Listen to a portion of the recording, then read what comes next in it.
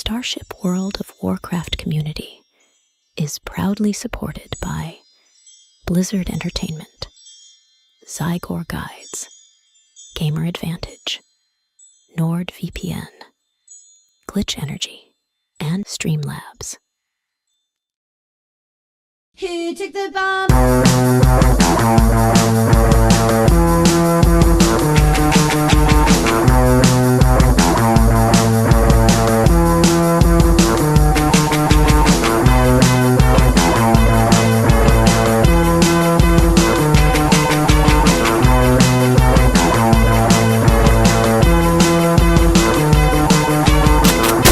See you later.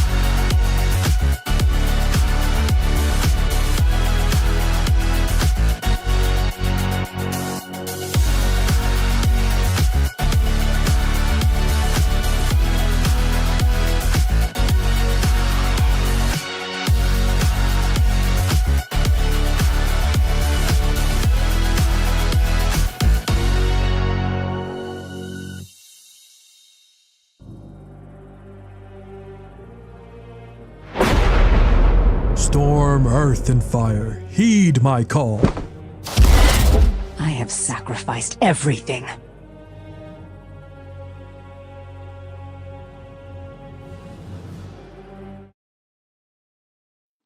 Hey!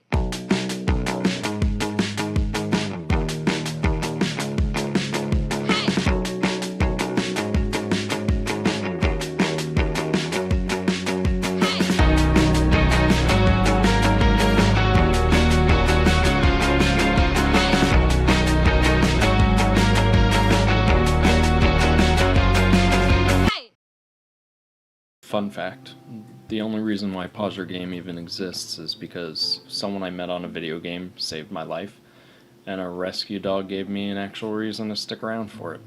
So what's Pause Your Game? Well, let me take you back to 2013. My grandmother had just passed away, and she wasn't just family, she was one of the good ones. The kind of human that gives you unconditional love even when you're being an absolute. Losing her didn't completely break me, but it knocked the joy out of the room for a while. I wasn't spiraling yet, but I was definitely sad, numb, floating through my days like a background NPC. Somewhere in that slow emotional freefall, a friend, probably sick of watching me vibe with the void, sent me a rescue post. A miniature schnauzer named Sophie. She looked like she'd been through some and wasn't going to judge you for yours. Like a Fallout companion you stumble upon by accident, and then she becomes the entire reason you finish the whole game. I didn't hesitate in contacting the rescue for a meet and greet. We met, she sniffed me, decided I wasn't a total lost cause, and that was that. Instant co-op partners. Life started to feel less stupid. For a few years, I had the illusion of stability. Sophie, decent business, loving partner. I'd almost convinced myself I was functional. And then one morning, I woke up in pain so bad I thought I was dying. And it turns out I kinda was. My appendix decided to yeet itself out of existence. I had emergency surgery, the recovery was awful, my brain chemistry went full-blown clown mode, and depression slithered back in, but this time it brought friends with it. I stopped eating, I lost weight, pushed people away, friends, partner, family. My business went downhill faster than a league player's MMR after a losing streak. But Sophie, she stayed, constant, my stability, the only living thing that didn't make me feel like a complete disappointment. And then, because life is like a roguelike with no save points, Sophie got sick. Not, we'll get through this sick. I'm talking about a rare autoimmune blood disorder where her white blood cells turned on her like a bad Among Us round. Her organs started to fail, her body was shutting down, and one morning she looked at me like, hey, I'm done. You don't have to keep me here for you. So I did the thing. The one thing you never want to do.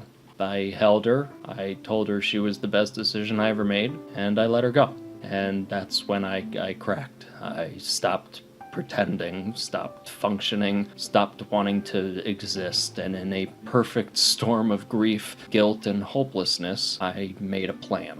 I figured the best way to say sorry for failing, for losing everything, for existing, was to not exist anymore myself. I texted goodbye to a buddy I had met on World of Warcraft because I wanted someone to know, even if it was a battleground buddy from 2006. He knew. He called my family and they found me. The next thing I know, I'm getting the you're either going to a psych ward facility voluntarily or we'll helicopter you in there like it's a Call of Duty extraction talk. I called up another gamer friend who had been through his own battles, and he hit me with one message that stuck with me. Sophie wouldn't want you to give up. She'd want you to save more dogs like her. So I chose door number 1.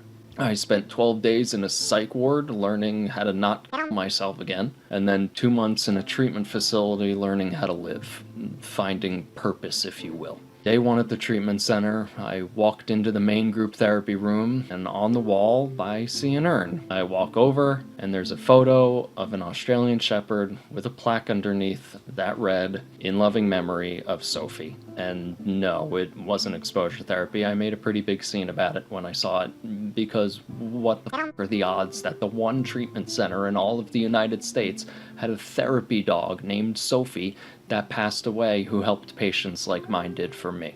It was like getting emotionally sniped by the universe. It didn't matter that it wasn't my Sophie. It was a Sophie, a dog who had helped people through their worst days, and now she was gone too. Like a weird cosmic callback, like the universe was saying, hey, remember why you're here. Don't f*** this up. In treatment, stripped of, well, dopamine and distractions, I came back to the one world that ever made sense: gaming. Dungeons and Dragons, old school video games, late night talks with people just as broken as me. I told them about charities that use video games to raise funds for causes like children's hospitals and veterans, and I thought to myself, why weren't there any gaming charities for animal shelters? That's when it hit me. Not softly like, oh wow, this could be a neat idea. No, it hit me like democracy hits a helldiver. Boom, Pause Your Game was born. Here's the brutal reality I wasn't aware of until after Sophie passed away. Every year, millions of animals enter shelters across the United States, and a heartbreaking portion of them, they don't make it out alive, especially in municipal shelters. The ones that have to take in every animal, even when they're out of space, out of staff, and out of options. They're overcrowded, underfunded, understaffed, and haunted by the label kill shelter.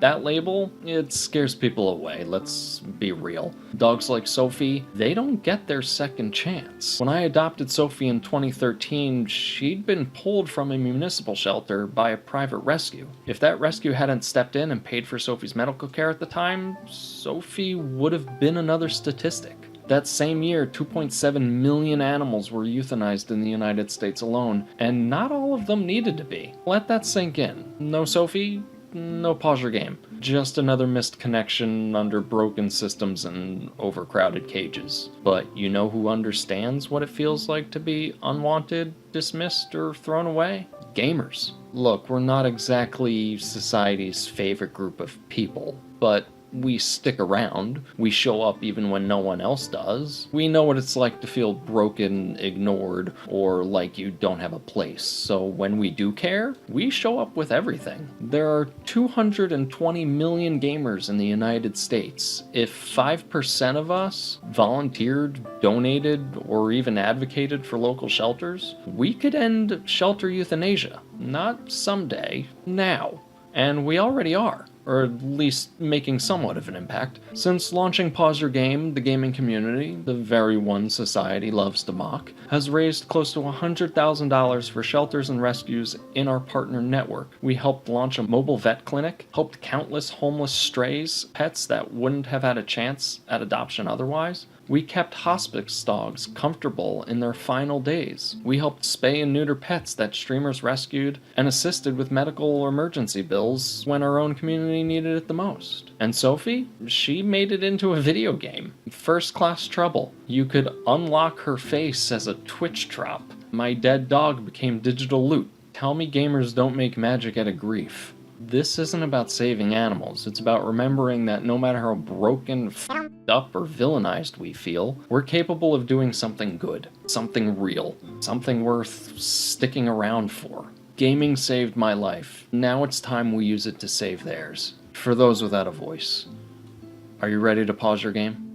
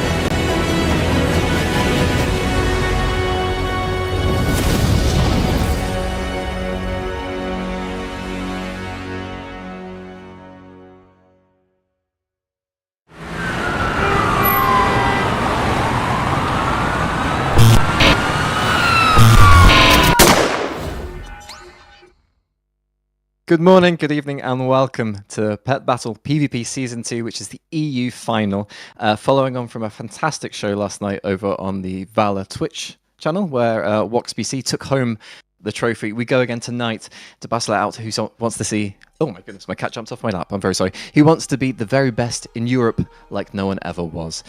Before we start, I'd like to say thank you to our partners for this event: Raider.io, Icy Veins, Valor, of course, who put on a fantastic event last night, Warcraft Pets, WoW Pet Guide, and an extra special shout out to Pause Your Game, which is a US-based non-profit. Pause Your Game's mission is to save sheltered animals from unnecessary euthanasia by harnessing the collective power of the gaming community, which is us. Through innovative campaigns and partnerships, they turn gaming into a force for good. So, joining us today, we have Dalgan from the Secret Finding Discord and Dragons from Zufu's Pet Guides, who's going to be the actual expert for the day because, well, Dalgan, are you an expert? I am a lot of things, but I'm not an expert in that. So, how are you doing, Dragons? How was the tournament last night?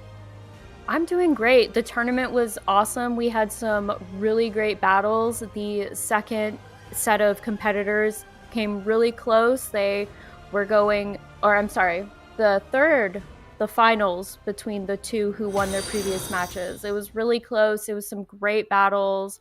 Absolutely loved it. I love seeing some of the new and up and coming pets like the Umbral Amalgam, some of the more classic pets we've been seeing a lot recently like Jingles, and then some other classic ones like the Karaji Guardling. So all around it was great, and they did absolutely wonderful all around. Perfect. And talking about random pets, we were having a bit of a discussion before about what our rarest pets were, and what was yours, Dalgan? Tell me again. If I had to choose, I would say maybe knockoff Blinktron, but I'm sure many of you already have that one. But yeah, that's my proudest one, I would say. Otherwise, maybe Francois. But yeah, that's it. Okay. If you want to play a game with us tonight, Twitch chat, then just randomly put in names of battle pets down the side. Make some up, and we'll guess if they're actually real or not. Because Dragons is very much an amazing expert, and me and Dalgan are here very much to learn. We're loving this stuff, but we're here to learn. So if you want to play with us, you'll have all sorts of fun this evening, and that's for sure. Let's have a look at some of the statistics from the tournament so far, and ask for Dragon's expert opinion. So we have the overall. Oh my goodness, all of this stuff happening on the screen. We've got to penetrate through all of this and to get to actually what's actually happening. So we have the top 5 most played pets here. Do you think there's going to be any change based on what happened on NA last night with the EU competitors watching, maybe taking some notes? Do you think that will change anything that we see here on this screen? I think there's a few that we're definitely going to see again. So we'll probably see Cobble Shell, because you can see like it's the most used. We're probably going to see Jingles. Maybe the Lost Quill. We actually didn't see it get played too terribly much yesterday. Same with the Lost Limb. I think we only saw it in one or two matches. The Karaji Guardling we saw a little more of, and that's mostly because one of the banned pets that's a little more traditional for that particular set of abilities, the Anubisath Idol and the Void Scarred Anubisath Idol, those two were banned this time around. So the Karaji Guardling is kind of like the knockoff replacement for those pets a little bit. And then if we look over to the side on the types and breeds, what you're going to see is that speed is king, right? Like we're going really, really heavy into the speed breeds, which makes a lot of sense because the faster you are, you get to go first, and the more likely you are to get all of the abilities you want to happen, which is why we see pets like Jingles and the Lost Quill up here in the top 3 pets. Okay, before we move on, my lovely production man has reminded you all in chat that we have 3 giveaways tonight. The first one will happen now, the second 2 later on, so you have to stick with us. The first one is to win an item from the Pet Battle PvP store. If you want to type !ticket to enter, that's a Twitch only giveaway. So if you're watching on YouTube, then head on over to Twitch if you want to enter that. I'll hand back over to possibly Dalgan if you would like to explain this graph. So as you can see, you see all these different points. Now, I can pretend to know what I'm talking about, but I think Dragon is the best person to actually explain to me even what this even means. Is this a NASA graph, or what am I looking at? So from what I can see on here, what you're seeing is that you're seeing the power level, or sorry, the health level, the power level, and the speed on the bottom sections. And the speed's going to look kind of funny because it's taking into consideration for certain pets that like flyers and everything who automatically start with 1.5 times speed. So if their speed is 260, then they start at 1.5 times that when they're above. So the speed's going to look a little skewed a little bit instead of clustered like the power and the health, because they are what they are when they come into the battle. But what you're seeing is you're seeing there's a wider range on the health because you're going to see a lot of speed pets, which tend to have lower health. And you're going to see higher clusters on the power because next behind speed is if you can't outspeed them, you want to outhit them. So you're going to see higher clusters on the end of the higher end of the power section, which is where you see between 276 and 374. You've got it kind of in the middle there, so probably in the low to mid 300s for power. And then, like I said, the speed's going to kind of be all over the place because of flyers kind of messing with that a little bit. But obviously, the faster, the better. Perfect. Let's go down to the even more confusing section, other than NASA graph, which isn't matches per region, which is actually fairly intuitive. But there was a whole mass of data down below in the overall pet even further down below, actually, it wasn't it? Yes, this one. We may scroll back up again in a second, but can you explain what we are looking at here with his abilities per category? Is this something that we really should be paying attention to? And also, just to point out, this is fantastically confusing in a great way, so in depth, and like I think most people see pet battles as more of a pick your pet and hit each other, but this is unbelievably complex and interesting. So the abilities per category is just kind of telling you what the abilities do. So the straight damage abilities are going to be the category with the largest amount of abilities. And then burst damage. So those are kind of, we call them more like investment effects or like the 1 round cooldowns, because you'll kind of see barrel toss. That one's an investment effect. So you load the barrel and the next round you throw the barrel. And then cataclysm, that one has a 1 round cooldown and like a 50% hit chance. And then you get more into healing, and we see, healing's a little more than the burst damage, but everything kind of slows down from there. Like, so the silence, we only have 1 silence ability with Nevermore, and that one makes it so that the pet can't use their ability for 5 rounds, whatever ability they use next. And so there's a lot of different types of abilities we have, and a lot of them cross over into different categories depending on what they are. Like absorb, it's in the healing category, but it also does damage. So okay, perfect. I also want to just encourage people in the chat again with a ! ticket to enter. It's a fantastically generous prize to win an item from the Pet Battle PvP store. Make sure you head on over to Twitch and get that in as soon as possible. Dalgan, I'll head over to you, and you can ask some more questions based on what we're having a look at. So, for example, I'm seeing that like weather effects are obviously playing a big role into these battles. But I'm seeing one that's always mentioned is the darkness one. What is kind of the reason why darkness is such a difficult one, like such a prominent one? So darkness is really good against humanoid pets because one, darkness and sandstorm both got a buff to the damage amount that they do, which we're not quite sure why they got a damage buff. They didn't need it. They already did plenty of damage, but they got buffed. And so darkness not only reduces hit chance, but it also reduces healing. So basically, you're keeping the other team from being able to heal up their pets if they're using any healing abilities. And I believe it also messes with the humanoid racial. And the humanoid racial is that at the end of the round, if they made an attack and the attack landed, then they heal for a percentage of their health at the end of every round. And that can be a little frustrating because you think, oh, this is gonna do it, or my next hit will do it, and then they heal for that percentage, and you're like, well, now I've just barely missed out on killing them. So darkness is nice for that reduced hit chance and reduced healing, and of course the big hit.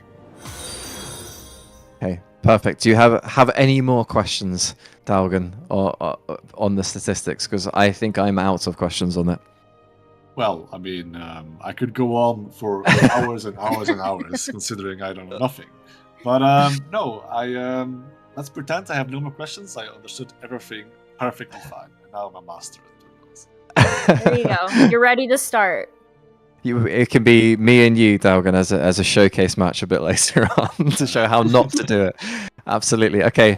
Well, we're coming up to our first match, the first semi-final, which is going to be Tanixian versus Bebark, who is... I'm trying to do my best French accent to do it justice, but I apologize in case I have not done that justice at all. But let's have a look at their player cards. They're beautiful player cards that were prepared for us in advance. And we start with Tanixian here. Started playing in Wrath of the Lich King. Of course, Wrath of the Lich King now is considered to be started in ancient times, but I still remember the term Wrath Baby, so I think that dates me quite well. Either of you started in Wrath, or are you before or after? I started in vanilla. Yes, you're my favorite person already, Dalgan. I started at the end of Cataclysm, patch 4.3, the Elder of Twilight. Don't tell me you're really young. Dalgan, please don't do I'm in this my to me. 20s. I'm in my 20s, come on. Oh no. Oh, God's sake. Okay, let's have a look at things that aren't going to make me depressed. Most used pet Jingles and Nemesis pet Stormborn Whelpling. So, what do we think about Jingles, Dragons? Jingles is definitely one of those pets that hit the PvP scene a little harder than the PvE scene, simply because it has that really high speed stat of like 345. So it's fast right off the bat. It's got a bigger hit ability with Gift of Winter Veil, which means that it can get those flyer pets hopefully down below half health to make them slower than it. And then it also has a swap-in damage ability with Booby-Trapped Presence. And that way you lay them down, and no matter what, once a pet swaps in, they get that damage from that. And, you know, they've got a building ability with Huge Fang, but most people use it for Pounce because chances are Jingles is going to be faster. So you're going to get that bonus damage from Pounce. Okay, I can see as well that they've been 6-0'd their way to the final. So let's have a look who they're facing with Bebark, who apparently I pronounced right. I was going to keep going with it. And we started playing at the end of WoD. Oh, so we have even more cause for me to be upset. Most used pet Revan and Nemesis pet Cobble Shell. Tell us a bit about that, please, Dragons. So I don't know too terribly much about Revan. I would say that a lot of people are probably using it because, I mean, he's incredibly adorable, right? And it was for a good cause. And I can tell you that the reason Cobble Shell is its nemesis is because it's got that high power behind the Toxic Smoke ability. And of course, it's got the heal that it can do. I'm pulling up Revan right now. So Revan's got Feign Death, Uncanny Luck, and Scratch are probably the ones used. It's got an okay speed stat of 305. I was talking about it yesterday, but we're getting a lot of power creep recently with how much power and speed we're seeing on pets. So 305 is probably a little more average that we're seeing now, or just above it, as opposed to, you know, back in the day where if you had a pet above like 290 speed, you were doing pretty good. 305's okay. It's not the best for PvP because you see a lot of those higher speed pets. But I would say they'd probably play Feign Death, maybe Uncanny Luck if you're running another pet that needs that boost to their hit chance. So it would be good to pair with something like Demolish. So you could throw down Uncanny Luck, hit Feign Death, bring in the other pet that needs that boost to their hit chance, and do a big hit ability like Demolish, like Cataclysm, like I was talking about earlier. And then the first slot can kind of be whatever they're feeling or feeling for that match, especially since we get to see what everyone gets to see what the opponent has picked. So if they've got Undead on their team, they can grab Scratch for that high hits against Undead, and then if they've got the critter, then hopefully they can take out Cobbleshell with that pounce before they get killed.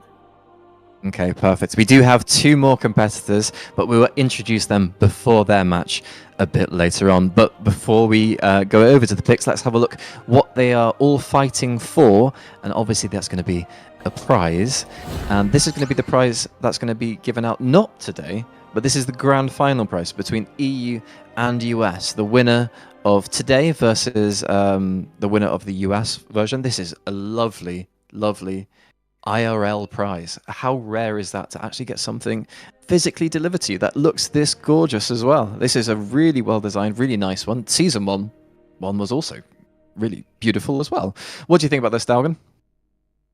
I think it looks absolutely amazing. If the winner doesn't want it, I would gladly take it off their hands as well, by the way. The team is fantastic. It's kind of under my team. I think it's phenomenal, really. Okay, perfect. Oh, by the way, Dragons, why aren't you in this tournament? Why are you here on the desk with us? Oh my gosh. Well, one, I'm not in the EU. Wow, I mean, yeah, but you casted yesterday as well, right? So I did, yeah. So I am really terrible at PvP. I'm bad at pet battle PvP. I'm bad at regular PvP. I'm so bad at it. I'm gonna stick to making PvE strategies. Definitely my preference. I think I've got over 1,800 strategies now. So wow. I'll stick to PvE. Well, I remember hearing about a particular strategy from you yesterday, which really blew my mind and made me pray that we don't see it today. So hopefully none of the competitors will hear about it and then decide to troll me with it, which is, of course, do you remember what we were talking about earlier? Sunlight and photosynthesis. Yeah, we're begging. We're begging. We're on our knees here, EU competitors. Don't do it to us. Please, no 1,000-round fights. Please don't do that to us. We'll try our best, but I have nowhere near enough caffeine to do that.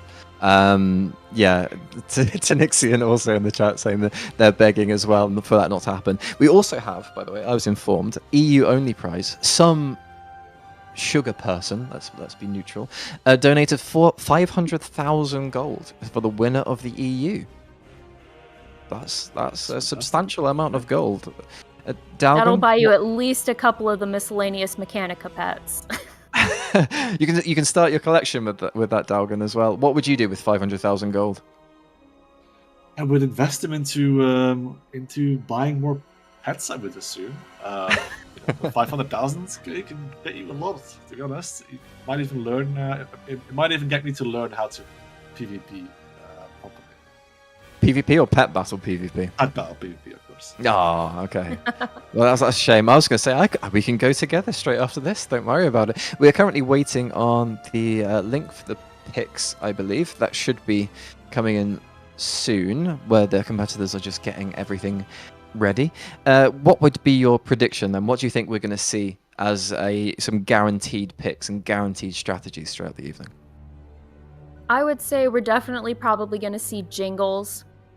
We might see the Lost Quill. Like I said, we didn't see it a whole lot yesterday. We saw a lot of Umbral Amalgam, so I think we're probably going to see them again. I actually wouldn't be shocked if we see them on the ban list for next time, just to keep it fun.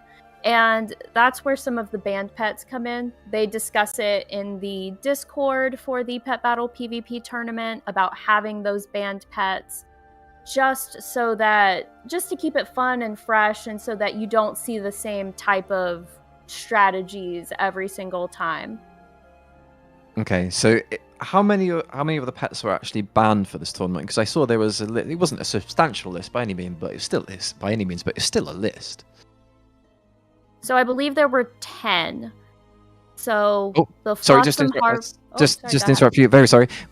I see that they're ready to start their picks. So let's head on over and see what they're picking and banning.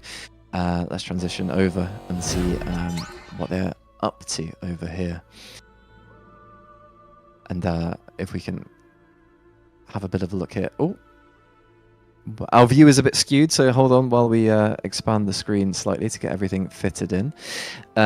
Sorry, didn't mean to interrupt you so rudely, but let's go back. So it's 10 pets banned, you were saying? Yes, so I think about 10. So the Flotsam Harvester and Ichabod, they were primarily banned because of Reaping Hook. The ability's kind of broken. It's a really big hit mechanical ability that has no recovery. It's a force swap, does big damage, and only has a 4-round cooldown. So that can be a little problematic. And then Sandkeep and the Living Sandling, both probably banned for the same reason, which is there's Sandstorm plus Quicksand, which can slow you. And then Sandkeep also has 2 weather abilities that can hit you with.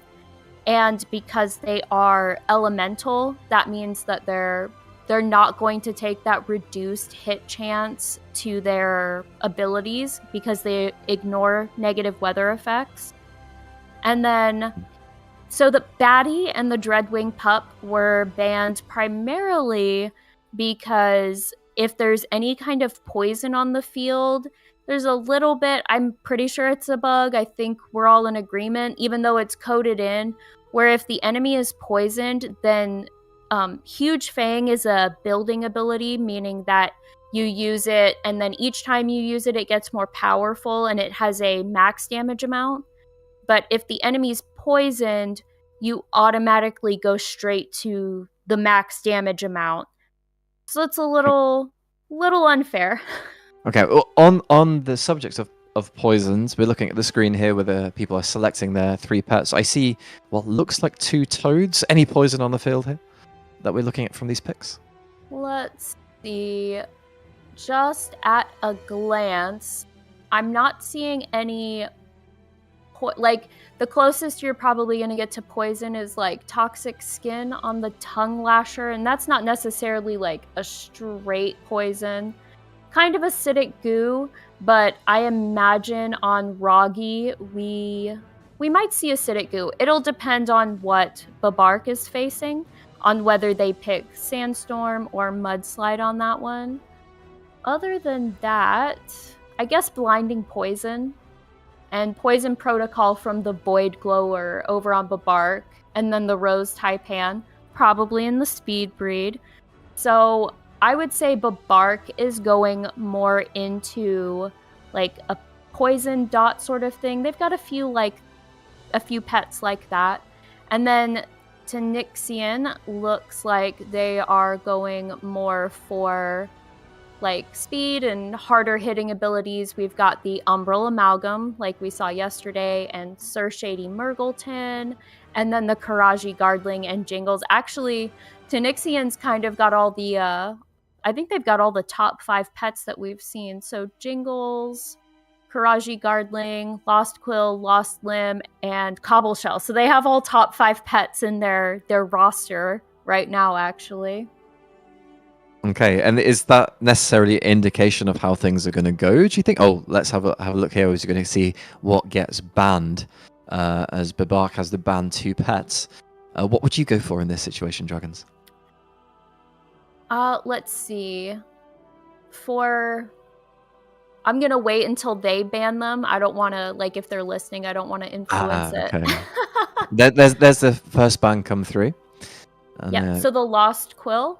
That doesn't shock me. That's a really difficult speed stat to overcome because they've got that sleep with stay a while and listen, and then Spectral Spine is a 50% blind, and they're always going to have the extra damage from Arcane Slash. And 366 is a high speed to get past. Even Jingles isn't that fast.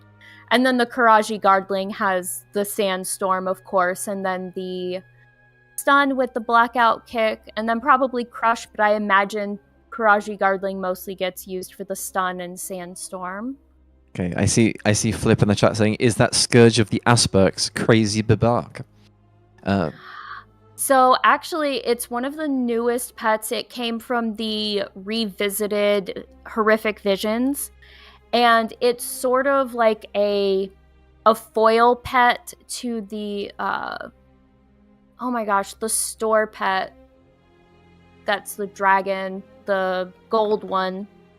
Anyway, Dalgan? yeah, Any idea? I have no idea. Okay, so yep, no, we have no idea. Yeah, no, it's fine. It's let's see. I'm looking it up. I'm trying to see. Soul of the Aspects. That's what it is.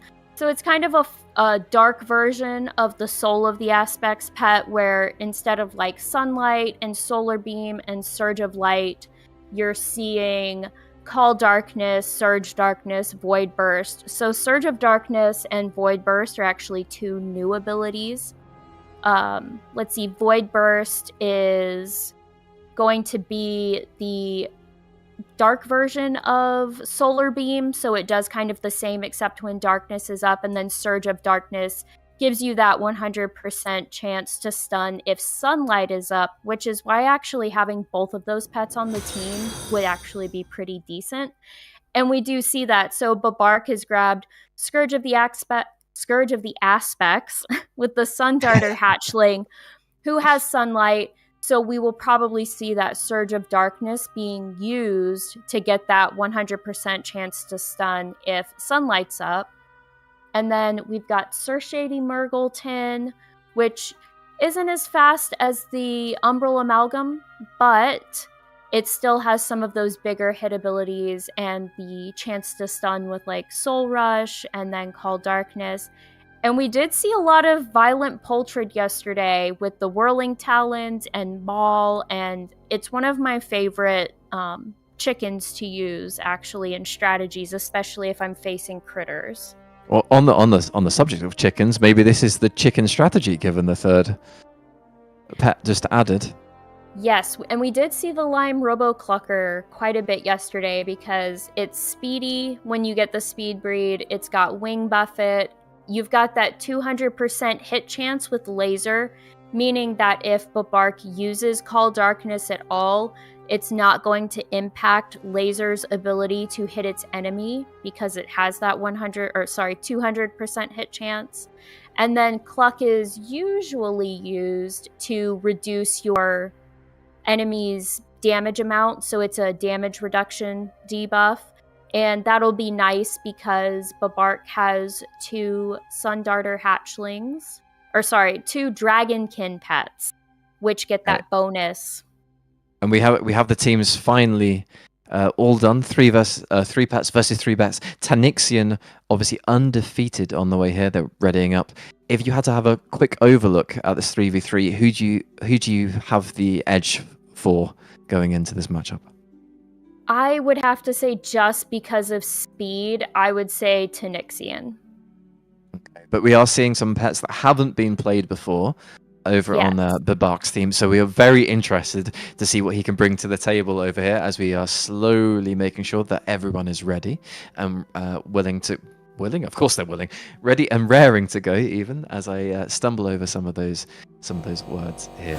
So Tanixian slightly favoured going into this on the basis of speed, according to our lovely expert for the day. Oh, wrong way. That was Dalgan. Definitely not the lovely expert for the day. Dragons. I love Dalgan as well. You can also be lovely, but just not expertly. The Lime Roboclucker devastated yesterday, according to Flip. So I will see how much devastation it goes on as they are currently in game now, readying up and seeing who's gonna start victorious. Tanixian and Babark. They are slightly on the other side of the screen, so you know the scores are live at the bottom. It's 0-0 at the minute as the attacks start coming through. Take us through here, Dragons. What do you think is going on? What's going on in their minds as in the opening skirmishes? So I would say that Tanixian opening with the the Whirling Talons is a good move, and using that. I see what's going on. So they used Whirling Talons, they used Maul to try and take out that fun-sized Florendo, who is using the speed reduction from Primal Cry to reduce the speed on everyone for Tanixian's team. So that was a good play to help mitigate that speed for a little bit. And then the Sundarter Hatchling did take out that Violent Poltrid, which wasn't too much of a surprise given that they've got that Blink Strike, which does strong damage, hit it below half health, and then they got that Dragonkin buff going on. And now Tanixian's got the Murgleton Jr., the speed buff fell off, so Murgleton Jr.'s faster again. They used Ethereal to mitigate that hit from Call Darkness, but they did get that 25% chance to stun from Soul Rush, and with that, the Sundarter Hatchling has been taken out of commission.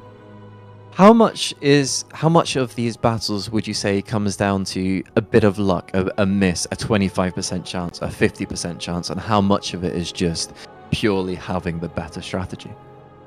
So I would say it's almost like the the Fort Minor song from Linkin Park, right? Like those statistics seem about right. Okay. And so we need concentrated power of will is what we need. Yes, concentrated power of will. I think they can do it here. So actually what we saw there with the Scourge of the Aspects was we saw Babark trying to use the either Flame Breath or Breath to try and take out Murgleton Jr. because it did strong damage against magic pets, but they missed because of darkness.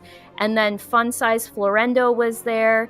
They got the hit, but Murgleton didn't because of the Call Darkness miss, and we've taken them out. And now if the Lime Robo Clucker keeps missing and Fun Size Florendo doesn't, well, and that's that. We won't find out what happens at the end of that sentence. No, we won't. Unfortunately for Babark, Tanixian is showing that their dominance is going to continue there by going and winning. Simply enough, 1-0. Jesus, what happened to me there? They won the first round. That's what we're going to end up with.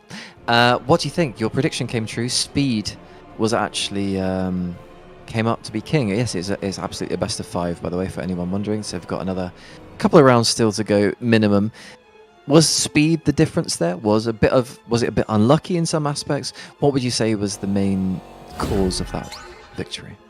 So I would say primarily the speed. Speed is definitely king in most PvP battles. Like, the faster you are, kind of the better. Sort of like Rogue, right, in PvP, or at least last time I played PvP. No, the Rogue still being true, quick. still true. Yeah, so being quick, being able to get a bunch of hits in before the other person can kind of get their feet under them, so to speak. And they did try to do that speed reduction with Primal Cry, but the team speed reductions only last so long. The longer term speed reductions aren't quite as good or impactful, and especially if you have more powerful pets like Babark was running, it can be hard to mitigate speedier teams when your speed's already so slow. Yeah. While we wait for some more pets to be added, I see Babark is perhaps changing up a bit of strategy. I want to remind you all that we are supporting Pause Your Game. There's a QR code on stream to donate to them. They're a fantastic organization helping animals out to make sure that they live a happy life as long as possible and save them from all of these shelters where they are facing horrible conditions. Talking about pets, though, we all have cats, don't we? We sure Hopefully do. in lovely conditions, I'm absolutely sure. Tell me about your pets at home. I have 3 cats. So I have an older Russian blue. Her name is Anya. And then we have a calico named Royal. And then we have a long-haired orange boy named Prince.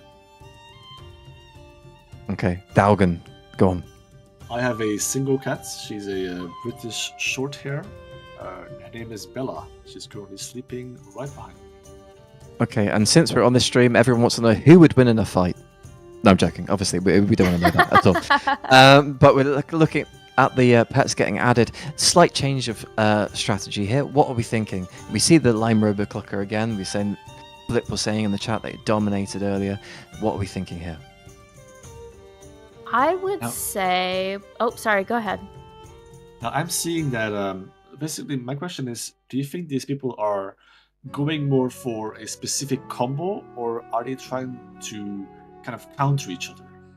What do you think is the best option here? Is the best play to see what the other person picks and see what the best counter for it is?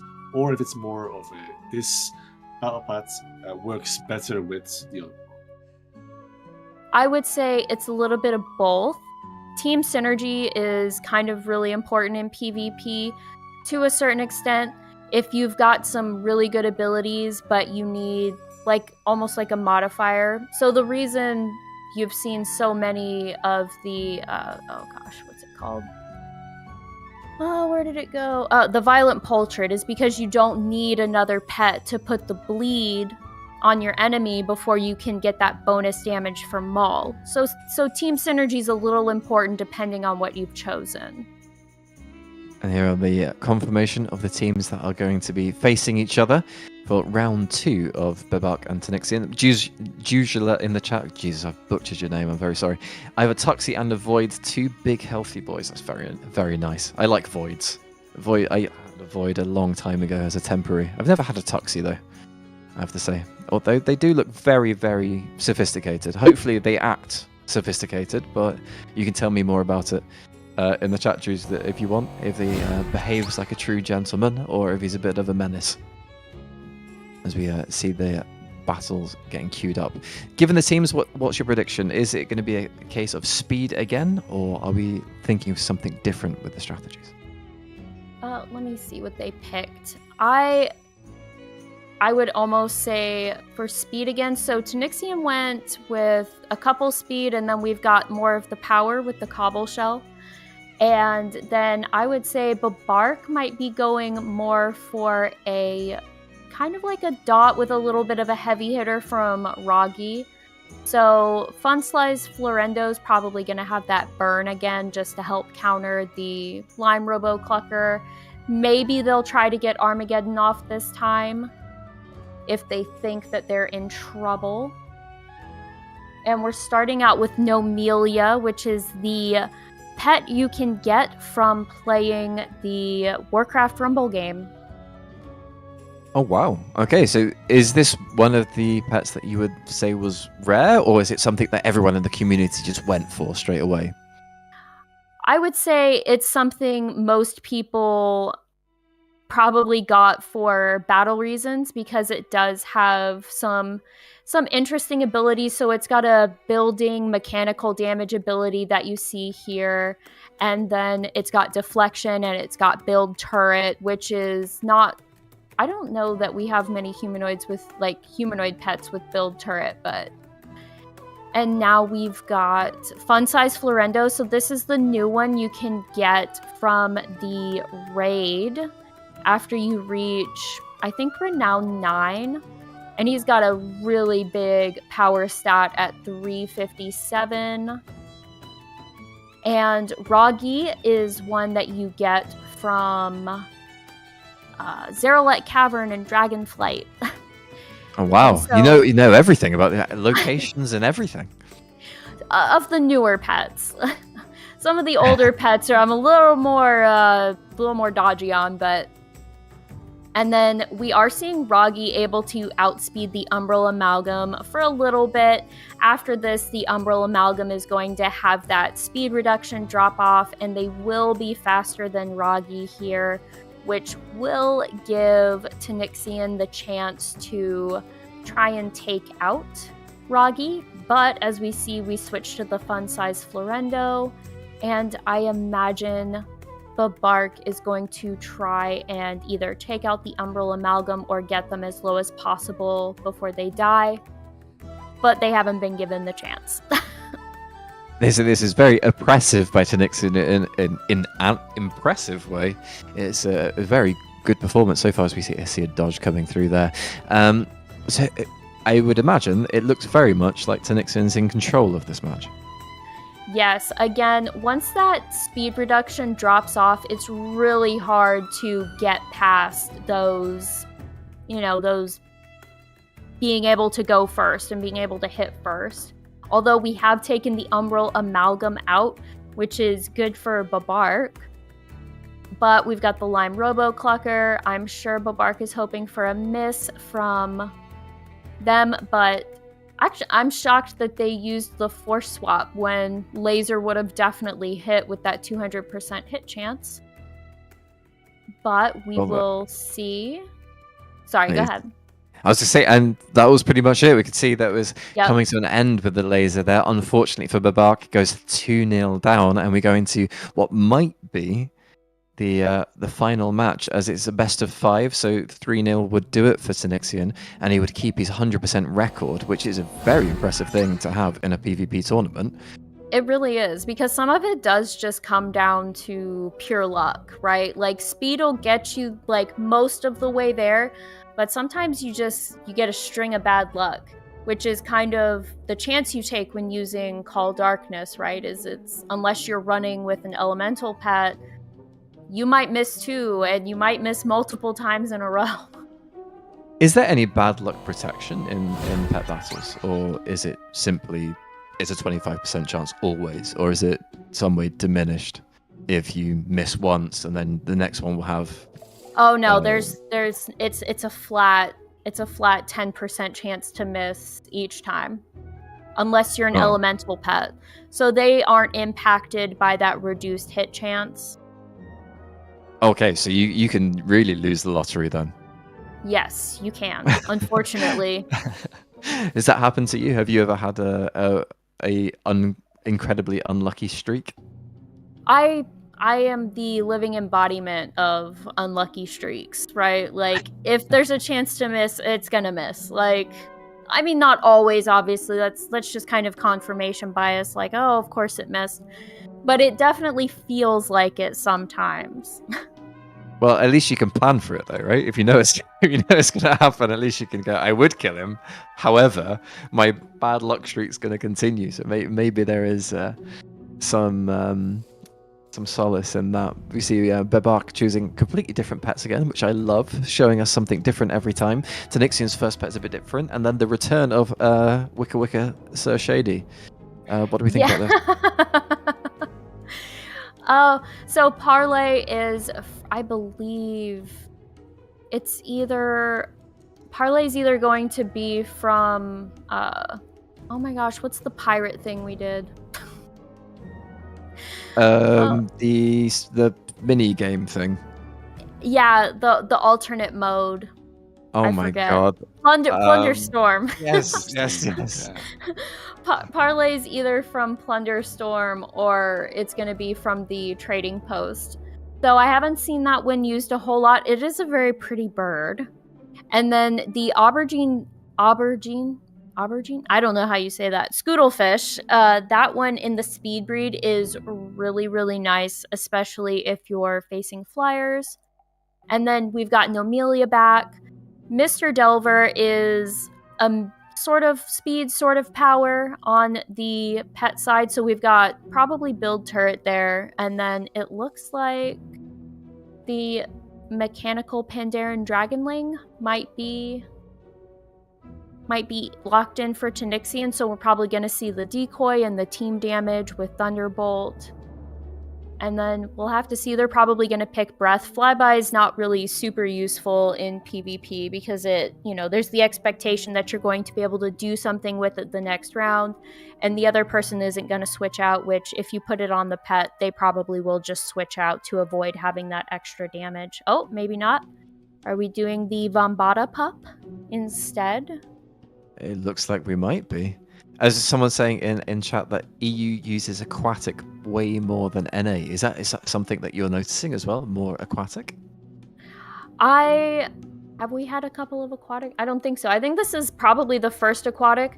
You generally don't see a whole lot of aquatic pets used because out of all of them, they're probably among the not necessarily the weakest, but like just sort of all around not as great at probably mitigating a lot of different things going on the field. I would say aquatic was the last family I had to get for my PvP aquatic brawler, and then aquatic usually struggles kind of a little more than the other families as far as family battler fights go. Okay, as we load up into round 3, I want to remind you all once again that exclamation mark ticket in Twitch chat only, if you're watching on YouTube, will enter you into a giveaway to win an item from the Pet Battle PvP store, and that is going to be closing very, very shortly, and we're going to be going into our second giveaway. So if you want to enter, then do that pretty soon, and then be ready to enter the second one as we start round number 3. As we have a bit of a switching pets. So can you tell me a bit more about these? Because we saw in the last match more than maybe the first one, as in the round, sorry. There's lots of, let's call it switching pet tech. How much of this is necessary in this highly competitive mode? So it's actually way more necessary than it is in PvE. So in PvE, the swaps are more like, you have more strategic swaps, kind of like, okay, I know the enemy's going to do this, so I'm swapping over for this. Whereas in PvP, you have to, it's sort of their version of rolling with the punches, right? Like you have to know when to let a pet die, know when to swap a pet out. So like right now, Babark is just going to let Parlay maybe die if it hits, while trying to get in as many hits as they can. Whereas some people would have swapped them out so that they could save them to maybe take a big hit later on from Sir Shady Murgleton's Darkness and that type of thing. Okay, so this is a whole nother world of strategies here. Oh, we see a miss. Oh my god, all I saw on my screen was misses back to back to back to back. This your sort of luck, as you were saying earlier, as he then goes and completes the first stage of the kill, at least. Yep, for the mechanical pets, they do get that resurrection round, and they force swapped in the Vombata pup, which is going to take that extra damage from the build turret that Mr. Delver has up on the field because of mechanical damage and it being a beast pet. Although you will see more misses will happen because the turrets hit more frequent, like they do 4 shots each round. And they are eating the Vombata pup for lunch, unfortunately. we saw just a bit ago that the Tanixian's pet was left with just 7 HP. Was that just a really unlucky set of rolls from Babark, or was it lucky to get him that low? Or how much of that would you put down to one person being lucky and one person being unlucky in that case? So some of the abilities do have varying damage. So sometimes it can just be you rolled low, just like any kind of RNG in the game.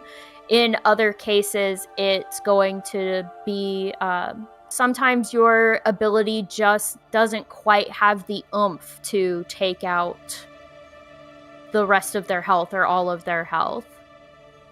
And unfortunately, Babark is left with their aquatic pet, which does weak damage to magic pets, which is what Murgleton Jr. is. But if they are going to try and take out Sir Shady, this would maybe be it if they've had a chance to build up the damage of Deep Bite, because Deep Bite is a building damage ability. Okay, we see them getting pretty low again. Another turn. The weak attack, as you're saying. Perfectly said, weak, but still does the job. And then we have the last pet versus last pet, I believe. This is yes. With more blocks coming out, this looks like, I don't know, to my eyes anyway, that Babark has the upper hand here. Not quite. So it's going to depend because we've got that Thunderbolt. I imagine that Tanixian is trying to time when they are going to use their decoy like you just saw, and I'm not sure if they're watching the cooldowns or not, or maybe they're just trying to kind of drag it out for the show.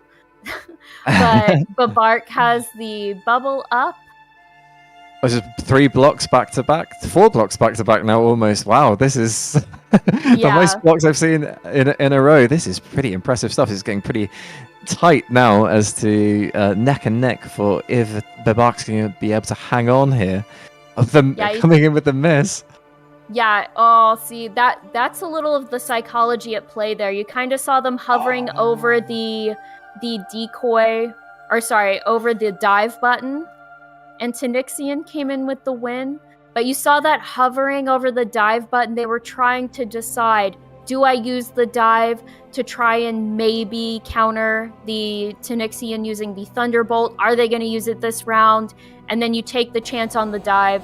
Tanixian didn't use Thunderbolt, and they saved it for after dive hit. Yeah, they're saying in the chat here, if Tanixian hadn't predicted the dive, Bebark would have won. That was a very, very impressive chain of play there at the end. I was thinking Bebark was going to come back into it, but just unlucky. It got really, really low. Unlucky to Bebark. Congratulations to Tanixian going into the final. Daugan, what are we making of what we just saw? How complicated it is, the amount of drama going on and in-depth gameplay. Well, it definitely looks like it's there's a lot more to it than just pressing the ability that looks the coolest or sounds the coolest, you know. 2 of those matches looked like it was quite close, actually. I think 1 or 2 more hits of Bebark would have probably gotten the victory there, at least once.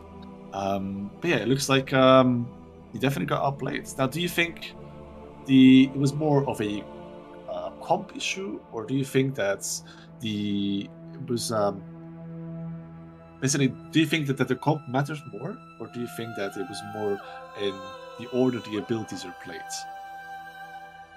So a lot of it comes down to, like, that one was really close, but at the end there, you saw it didn't necessarily come down to what each player had. It came down to trying to guess what the other player was going to do, because Bebark did have the upper hand with the speed there at the end against the mechanical Pandaren Dragonling, and just one wrong move, right? Like, they already had that building damage on their deep bite, and they probably could have gotten it if they had guessed correctly on when Tanixian was going to use the Thunderbolt. But again, like, that one just came down to the psychology of, are they going to use the ability?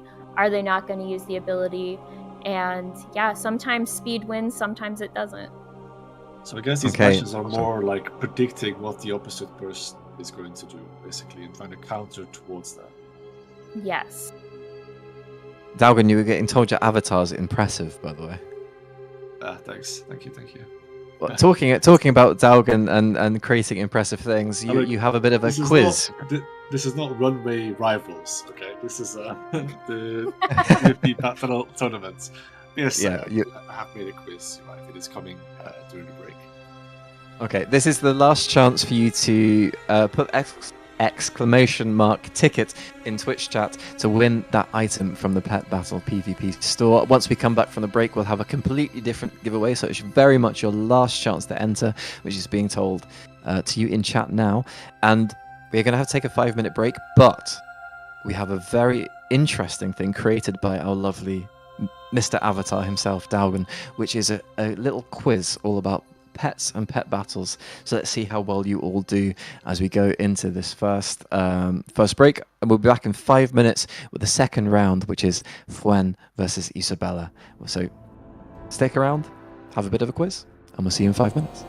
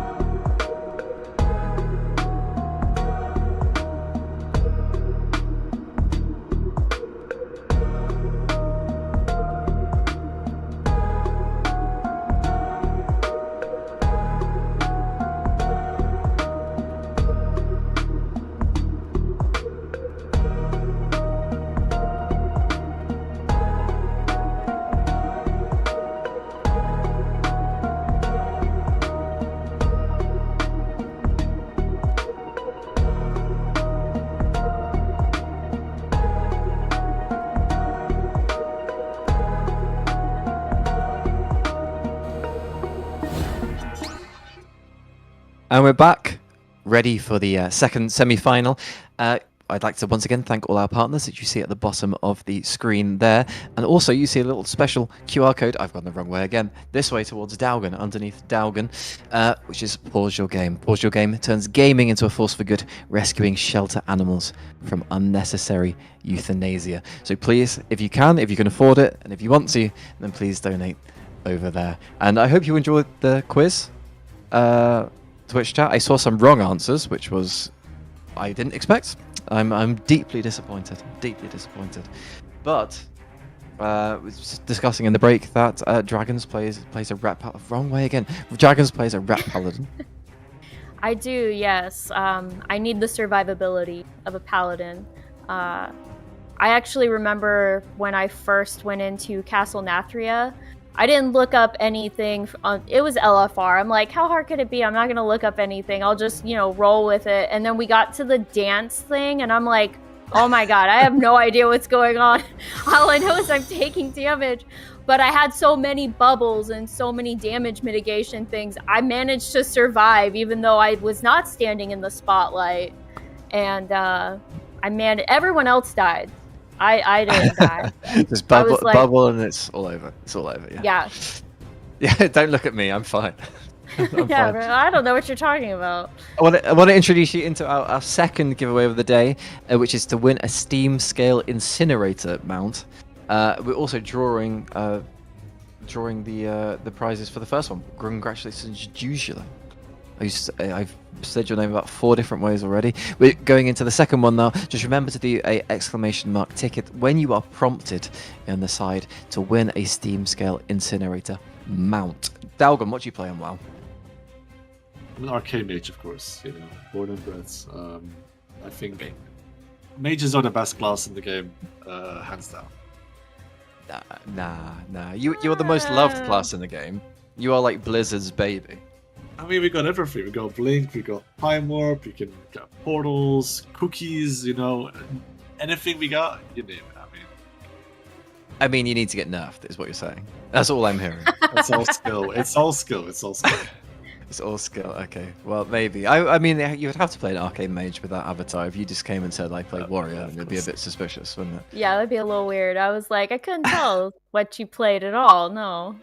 Been playing arcade since Warlords of Draenor, so I'm not switching. Wow, like only arcane? Yeah. Wow, that's impressive. The second giveaway has now started. If you did it before and got some sort of error, then now !ticket will enter you into the lovely second giveaway, and there is one more that will be coming up after, just before the final. #blame production, absolutely, as I see coming through into chat there.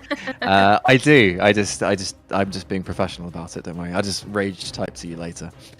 We need to go now into the second semi-final, which is going to be Fuen versus Isabella. What are we then expecting? Have you seen these players play before, Dragons? I have not. I did not cast last season. We've got some new faces. We've got some, predictable faces, but we've got some new ones. Okay, so they've got Buttercup. I love Buttercup. Probably one of my favorite additions to the Beast roster because it's got Call of Winter and Deep Freeze. I mean, it's so awesome because Deep Freeze is a stun and it's super fast. And then Stormy, also another really fun one. I love the model with the swirling storm around it. It kind of looks like a little baby Razageth. So cute. Really annoying to get, but so cute.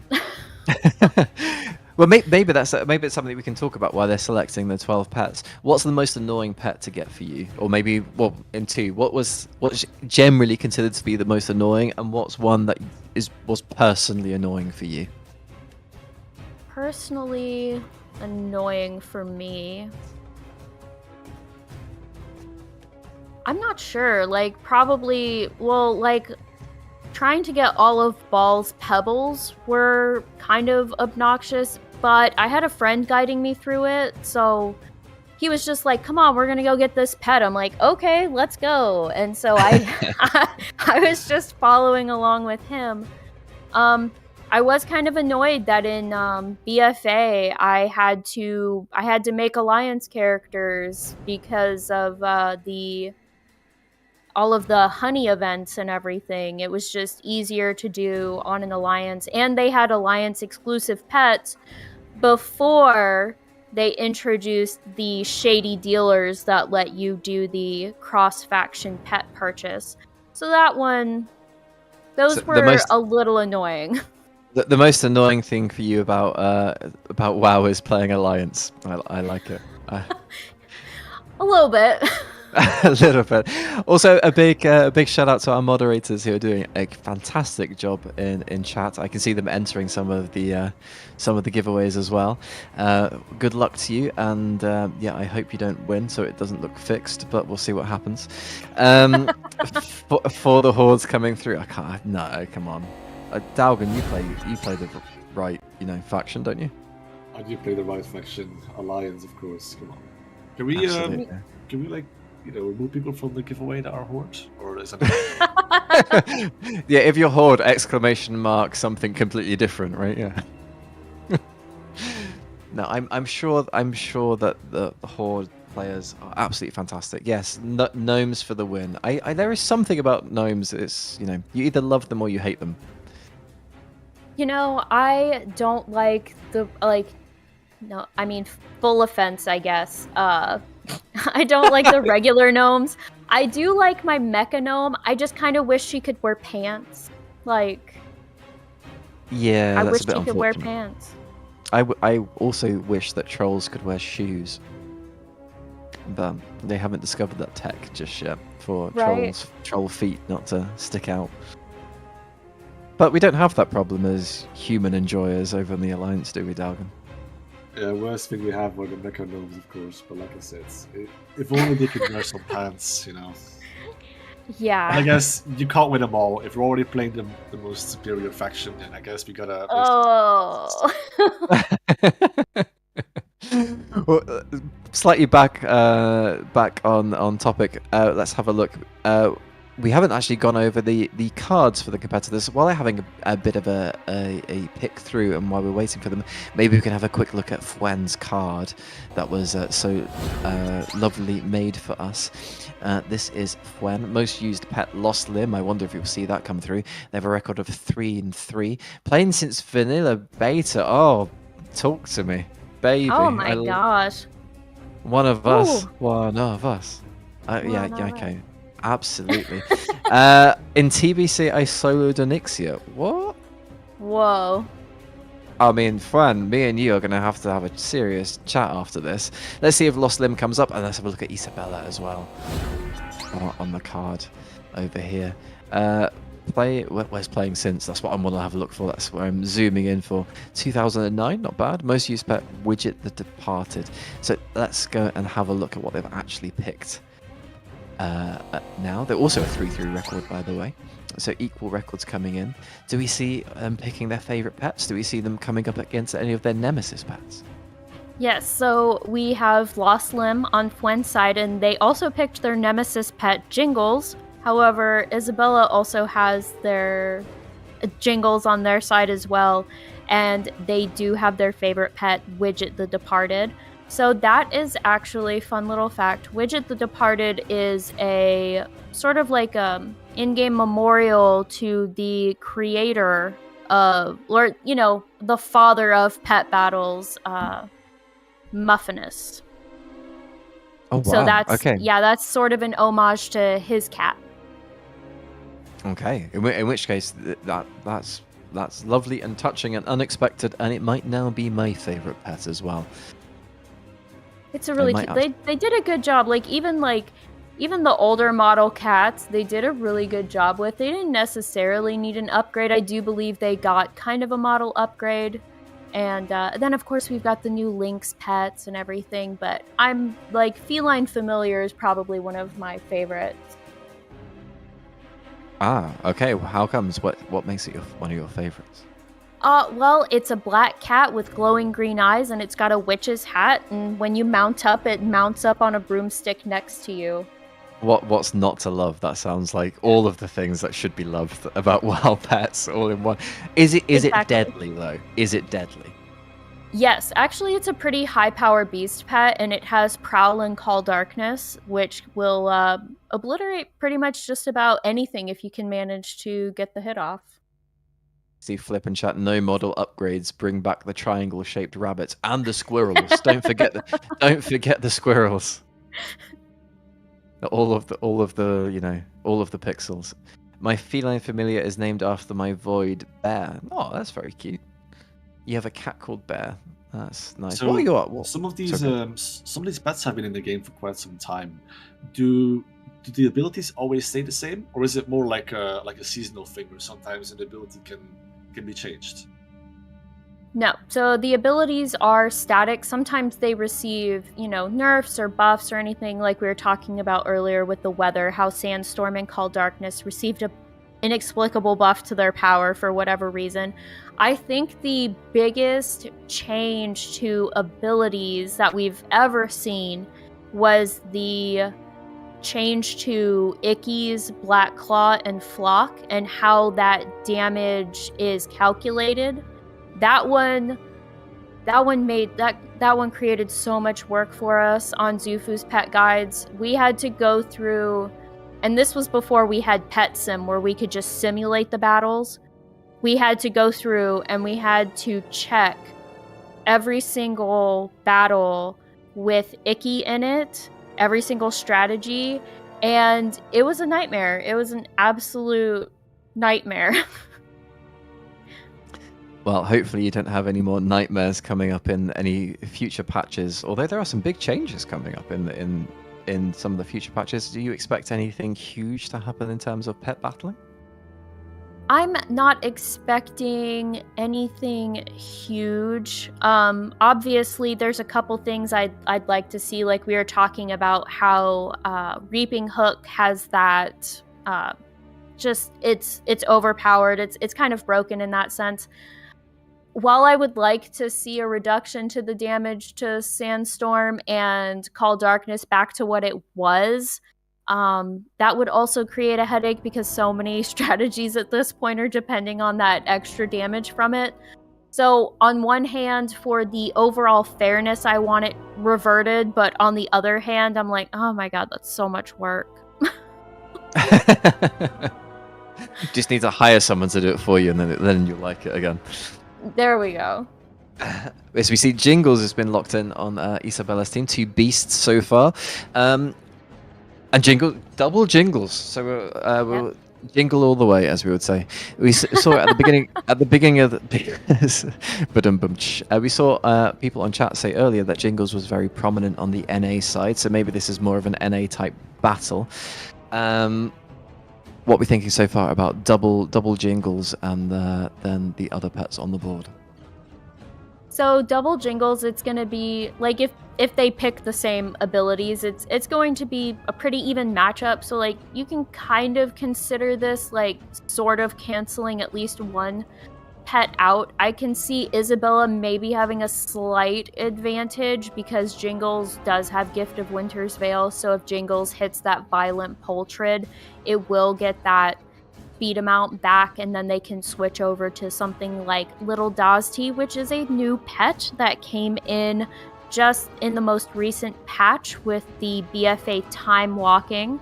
So that one's brand new. And that one is also very, very speedy. And with that one, you can combine Bash and Takedown to get extra damage on Takedown. But I imagine we're going to see Moonfire and maybe Trample, maybe Tail Sweep. It's all going to depend on what Isabella sees on Fuen's team. And Flip has a very good point in chat that if you'd like to have a competitive pet battle match of your own, the website is pet-draft.com. That's pet-draft.com, and you can see it in the Twitch chat on the side if you'd like to do one of these for yourself. It's also been pinned in the chat now by our lovely producer. So, what's the last pick then for you? If you are willing to share and not divulge any strategies, what would be your pick to add as a last one with the current composition? So for Isabella, I'd probably pick something that could maybe help me take out Jingles. So maybe the Crimson Mechasaur or Mr. Delver, Yeah, or maybe I was even the Lost Quill. It's faster than Jingles, and you could put Jingles to sleep and then hit it with Arcane Slash and then Spectral Spine for the blind if it stays in. And then Well, for Fwen, let's see. I'd probably go with maybe Stormy. maybe Stormy. We see that Mr. Delver was actually the pick for Isabella, and we'll see what Fwen's pick is going to be here.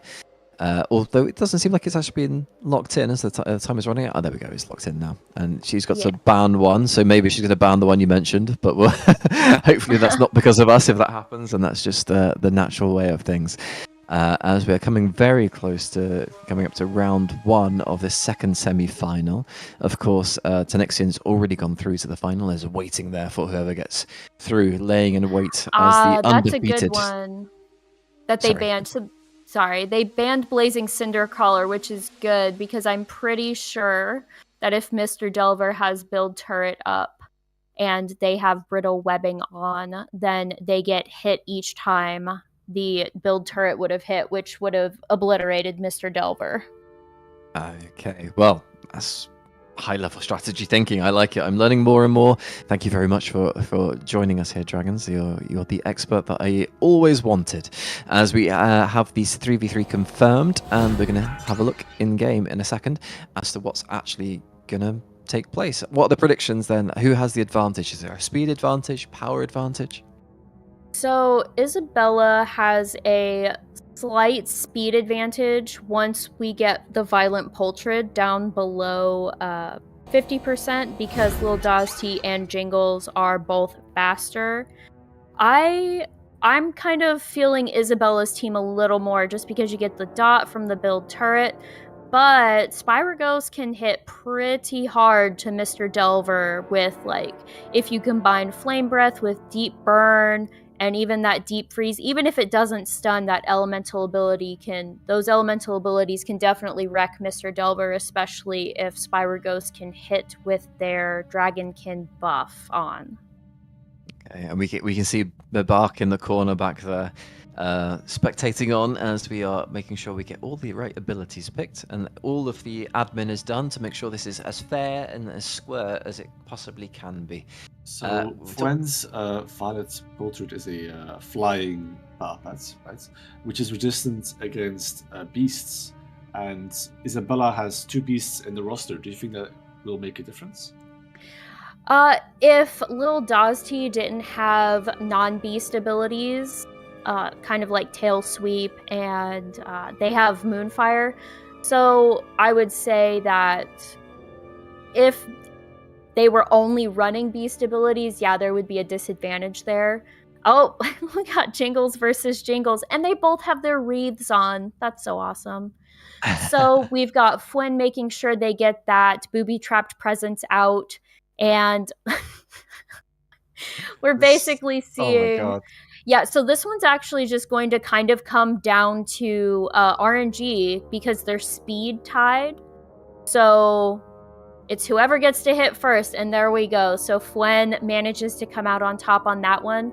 And Mr. Delver, definitely the good choice to come in first there, because if they had brought in Lil Dazti, that booby trap presence would have absolutely hurt.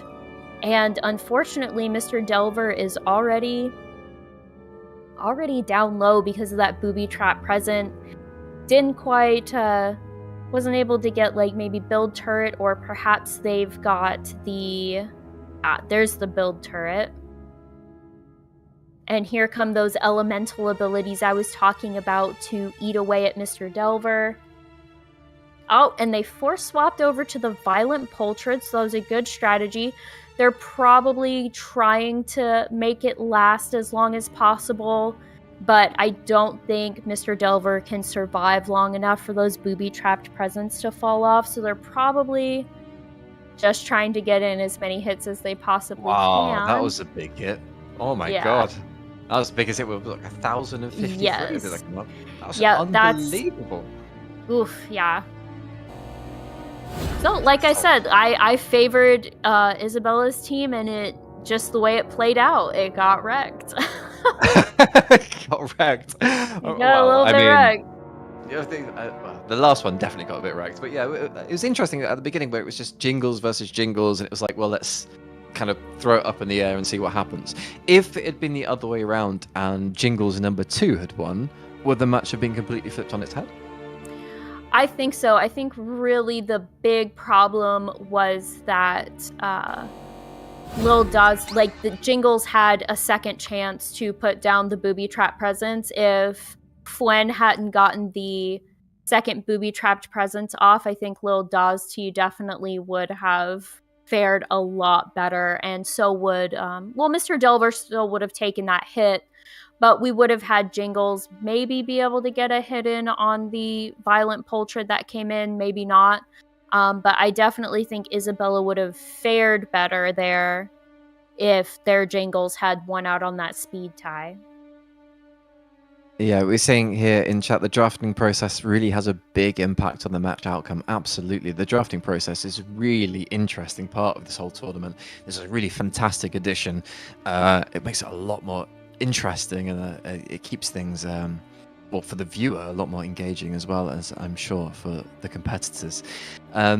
What was the process of pet battling before this website? Was there a different way of doing it? Was it this engaging, or what was the whole process like?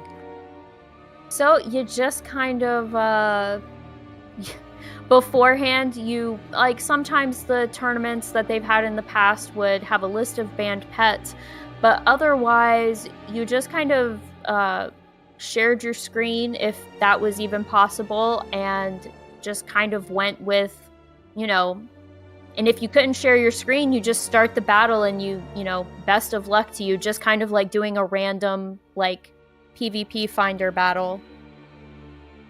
Wow. Okay, so this really has made the whole process one hell of a lot more streamlined. This is a fantastic addition, a fantastic website. Remember that it will be in the pins if you want to take a go, have a go of this yourself. Yeah, and it's definitely made it more competitive in, like, a good way, right? Because you can kind of, obviously pick and ban, right? So you get to ban things that you definitely don't want to see. You get to pick things that can work against the other person's team, or maybe you're just like, I'm just going to go with these pets no matter what because they're just a good all-around comp. But yeah, I think it's definitely made the matches better. Okay. Why? I'm also curious why we don't really see so much of the same. Obviously, they can ban it, right? But generally speaking, we don't really see so much of the same comps back to back to back. For example, in this one, no one has a Jingles, right? If it's banned or not, it's something else. But generally, every single match has been a completely different team.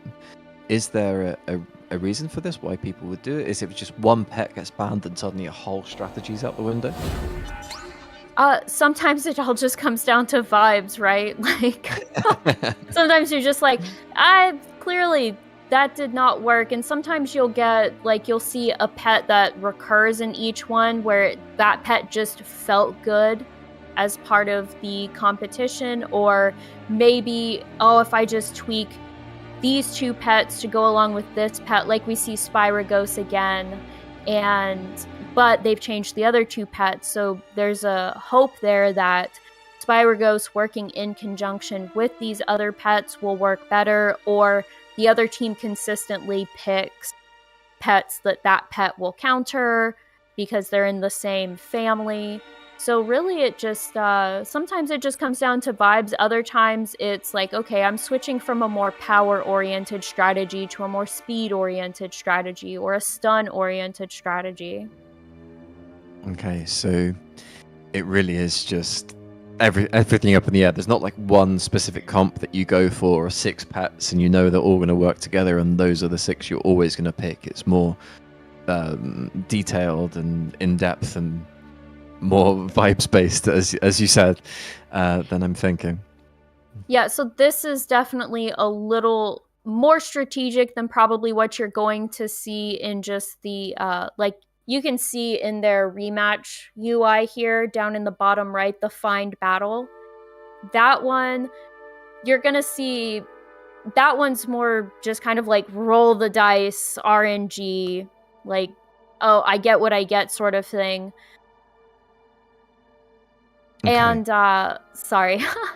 And No, so it's- that one's going to be way more up in the air, and because you can pick a full sandstorm team, like that's what you're going to see a lot in the queue is full sandstorm teams, full darkness teams, things of that nature. Okay, so basically teams that would be completely banned basically from this tournament for obvious reasons. Yeah, and it's not always so much that they are banned per se because of the domination, because there are workarounds, but just this is more fun, right? Only limiting them to having one weather ability. And we did see Widget the Departed manage to win the speed tie with Tongue Lasher. And there he And goes. Tongue Lasher had the polymorph ability there. And then, of course, Shadow got that crit right there to take Widget into their undead round. Down he goes.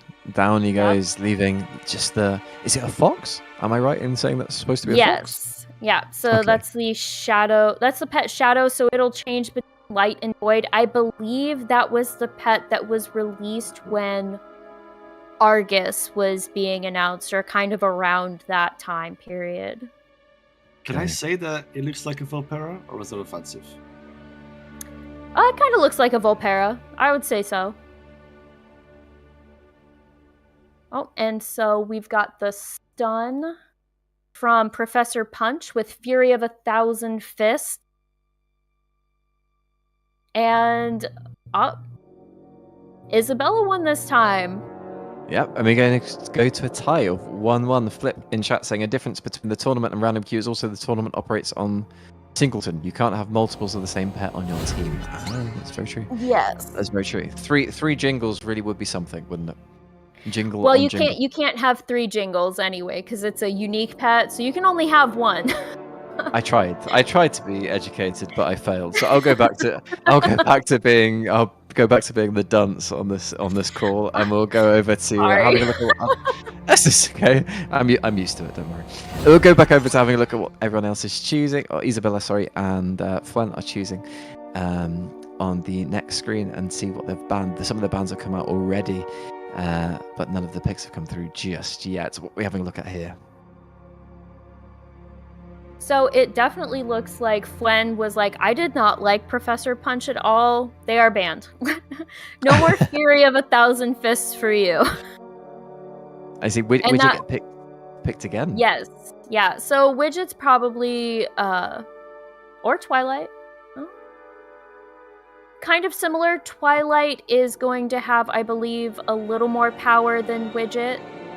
And then we could get that stun with Surge of Light or Stormborn Whelpling. Isabella's listening, and they're like, "Oh, maybe I'm gonna change."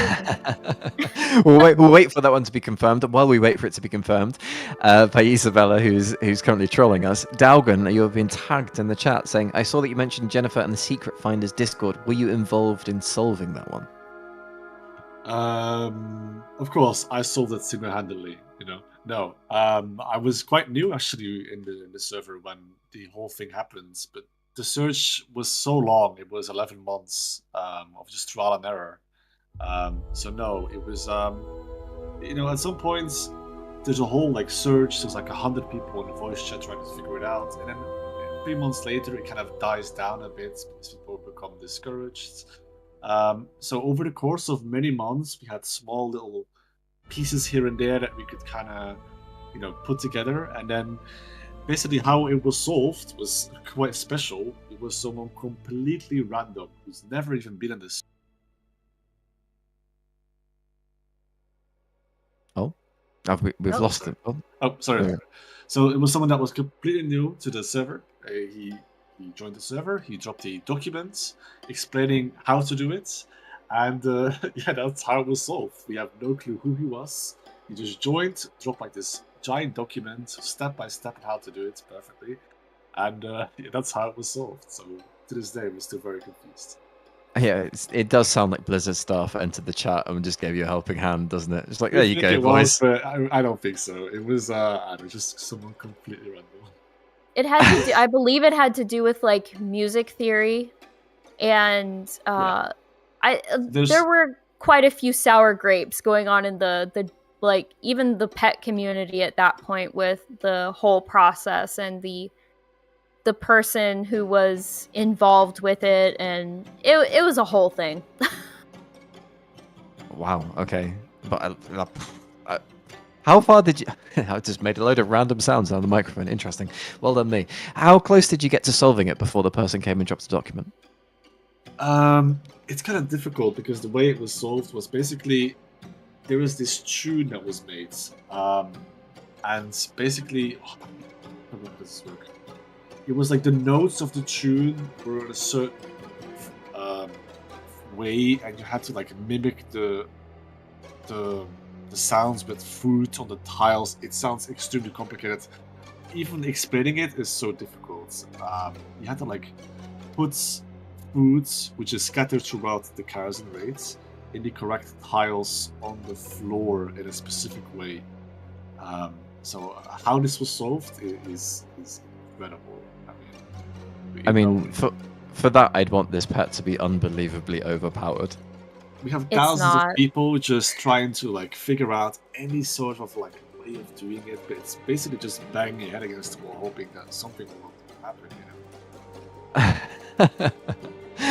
I'm seeing. I can see what my production agent is typing. It's a massive RP pet, though. What? Really? Tell me. Yeah. Tell me all the secrets, Dalgan. Tell me all of them. All the secrets. Well, Yeah. you know, It whispers. It whispers evil things to you. I'm not sure about that one, but you know, It does. That is Ball, which is actually a really cool one. With that Ball, you needed to have Una and what like the secret kind of quest line with Una as well to get Ball, which I think is really well done. Okay. Since we have you here, what is your favorite secret that you've found? Not you personally found, but what's your favorite one so far? I would say definitely Hive Mind. It's very notorious, and yeah, the whole quest, the whole little mini games you have to do with the platforms, and then yeah, I think just Hive Mind in general is a very cool one. It's also a very unique mount, and I think there's another model like that in the game. Okay. How was Season of Discovery for you? Are you active in finding all of the discoveries?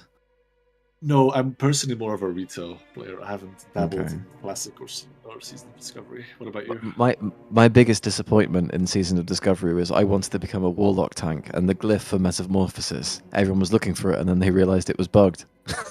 Hello. Yeah. Yeah, that was so sad. I was waiting for so long for that. But let's have a look now as we have Isabella's team is locked in with Twilight, Lost Quill, and Widget again, who's quickly becoming my favourite against Jingles, Stormy, and +1. What would you pick, Dragons? Let's see for Fwen. Looking at what they've got. It's a little difficult. Let's see. They don't really have any like hard-hitting flyers. All they've got is Buzzworth available. I might go with Spyragos again just for that Flame Breath to try and deal with the Lost Quill, since Stormy doesn't have any Dragonkin abilities to try and take that out. Or I might try to have Stormy in with the Call Lightning and then maybe have some kind of dot going on. Or do a defensive pet, apparently, with the Pale Shell Crab. Well, we're seeing new pets, and obviously as things get further into the tournament, we are seeing the picks take slightly longer as the nerves start ramping up. So we're going to have those loaded. This one is I mean, Isabella's got more of the speed again, but I mean, I don't know. Like, Stormy can hit pretty hard, especially if they can get Call Lightning on Twilight, or Jingles can get them with that swap in. Okay, and yeah, hashtag blame production as production was clicking around on stuff on Twitch.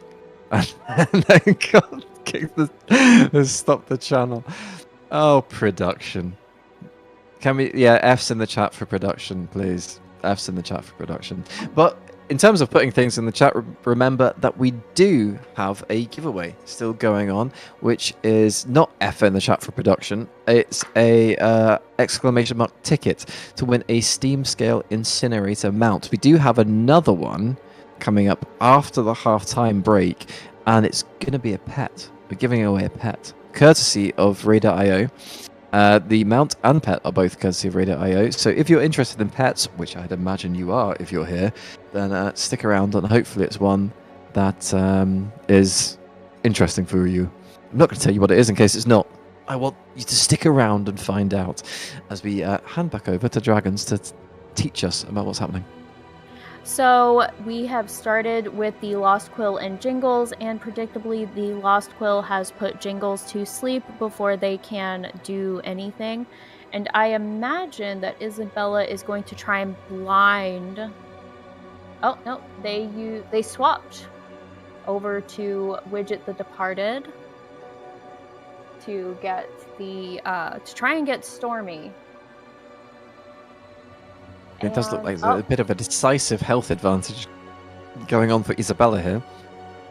But yes. I'm trying to cast. Do you feel it? Do you feel the expertise growing in me, the confidence, all because of what you're saying? I have no idea anymore though, because these are two pets I haven't seen. So I'm back over to you. Yeah. So we've got Widget, and then we've got the Pale Shell Crab. Trying to get that Sandstorm up to help mitigate that pounce damage and kill Widget. Hit. Yes, yeah. Like I said, Sandstorm and Call Darkness got an unnecessary buff. Like, imagine they just took like a Fury Warrior and like buffed one of their biggest hit abilities for just no reason. Like, they just went, yeah, this ability's gonna hit like 25% harder. And they were like, and that's cool, and then they left it that way for like years. And that's kind of what we're dealing with Weather. Well, talking about buffing abilities, Dalgan as an arcane mage might be quite happy with the bit of changes coming in the next patch, where you have what they're removing. Oh my god, they're removing one of the things, and you get a new spell that mirrors 100% of the damage of the next spell you cast. So you just get double arcane surge or something like this, no? Really? Oh, I didn't know. Wow. Yeah, I'll have to have a look and make sure. But yeah, let's go back to this very busy field of pet battles over here. We did have a little bit of RNG come up, yeah. So they managed to get the presents down, but they missed with that Gift of Winter's Veil, and so Sandstorm giveth damage, and Sandstorm taketh the damage away from that 10% reduced hit chance, unfortunately. Okay, and then, but is there tanky pet? Is there tanky pet going to save? Maybe with that, like, Sandstorm, if they can get some, like, get Twilight to get some misses here. And they do have that Shell Shield up for a couple of rounds to hopefully mitigate that Spore Shroom. And then they do have the ability that always goes first with Surge, which is a decent ability. The biggest problem with it is that it does less damage because it does always go first, and then you've also got the reduced damage from Sandstorm. So it's kind of like a sort of a war of attrition here. And now we've got Jingles back in as the final pet on Fwen's side. It does look like a single miss can completely turn the tide here. It sure can, which is kind of the...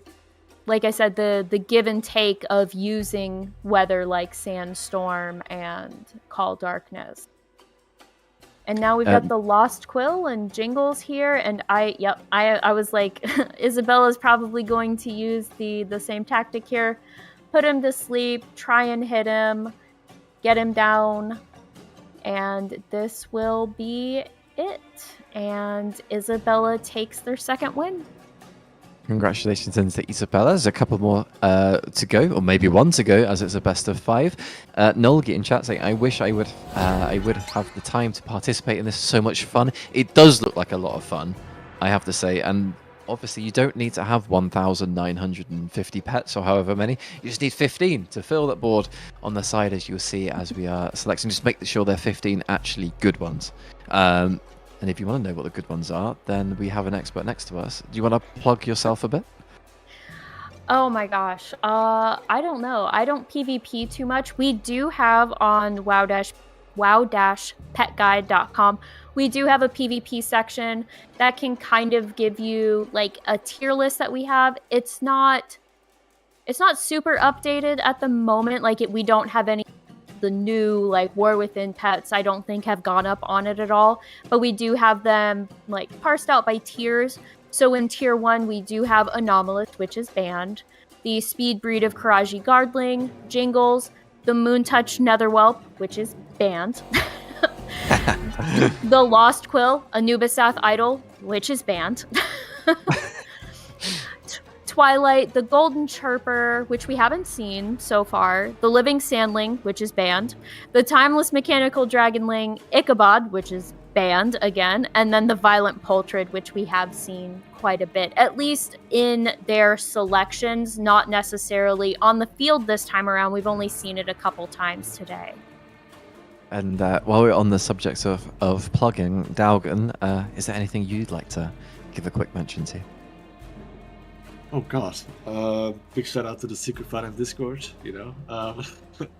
Otherwise, no, not really. We'll try and get a link to the Secret Finding Discord into the Twitch chat. They do a fantastic job finding all of the secrets, as you'd probably be able to gather, as we talked about the pets earlier. So we will try to get that link into the chat so you can get over there and find all of the things, and nothing will ever be a secret to you ever again. Moontouch is partially banned because it's hard to counter, impossible to obtain, and there isn't a pet like it. I will absolutely trust Flip. Yeah, so the Moontouch Netherwhelp has a ability that's unique only to it called Ashes of Outland. So it's a really big hit elemental ability, and it blinds the other pet. And then in addition to that blind, they also have Phase Shift, which is a dodge. So just kind of like, what did we see yesterday with that, where we had the blind and the dodge that could... Oh, the moth, the teardrop moth, that's what it is. So the teardrop moth has kind of the same thing, where you can stagger the blind and the dodge a little bit to kind of dodge as many things as you possibly can. But with the Moontouch Netherwhelp, their blind comes with like a really big hit ability, which can definitely wreck mechanical pets. Okay, and we see we're at the stage now where we are adding and getting slower and slower as things really are heating up here. The WoW Secret Discord is in the side of the chat there if you'd like to join. Now, let's say... sorry, go ahead. I was just going to say, and to meet the lovely Dalgan on the Discord server. You can ping him directly. I'm sure he'll love it. Yes, you can, absolutely. Ping staff too, if you want. But let's say, okay, so obviously there's a lot of things going on.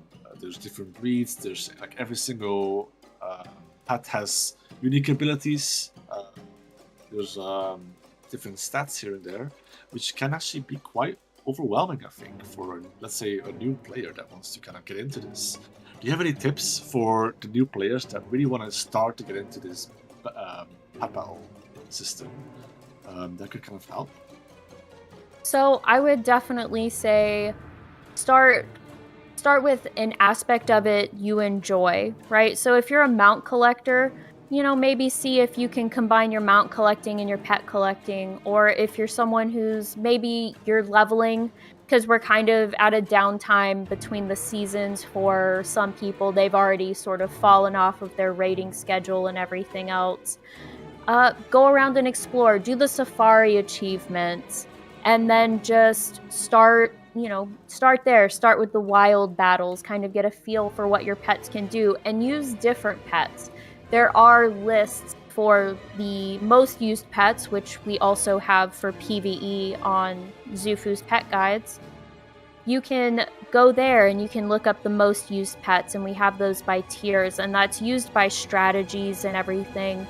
And just start playing around, just kind of start having fun with it. That's really the key here, is to just learn through having fun. And then slowly you'll accumulate the knowledge more and more, and don't ever be afraid to ask questions, because the pet battle community is like totally not bragging or anything, but it's probably one of the most welcoming communities, because we are kind of niche, right? Like, most people only do pet battle stuff in the downtime between seasons. Is very much the main cause for you to play WoW, or do you dabble in lots of different stuff? Oh no, pretty much pets. Like, that's all I do at this point. Mythic Plus is too much for me. I don't like PvP, and I'm definitely no high-end raider. I managed to get by in general WoW activities through the sheer force of the number of years I've been playing, and that's it. There's no skill going on here. There's no skill here. I hit buttons and things die before me, hopefully, and that's about how I function. Well, that's a fantastic sort of end game system to pet battles, or is there a dungeon that's really difficult to do, or? So they stopped making pet battle dungeons. I can't remember what expansion. I think it was BFA maybe. They're not making any more pet battle dungeons. I would say probably the most difficult as far as what you need and the length of the battles is Blackrock Depths. As far as time wise, then Stratholme and Nomergon are the most God, this is taking forever. Why can't it be like the Celestial Tournament where we've just got everyone right here and we just go and do these fun little battles on rotation? So they're not making dungeons anymore. I would say that's sort of end content, but really PvP is kind of where you have to have a little more skill and luck and a decent roster to kind of play with. So I would say PvP is going to be the more frustrating trial by fire learning method for pet battles. Okay, Flip saying family battler achievements ? So some of them, the older ones, probably the Shadowlands ones, because they never got any tuning. The newer ones, they're trying to be nicer to us. If you can imagine, they're trying to stagger it from easy to more difficult as the patches come out.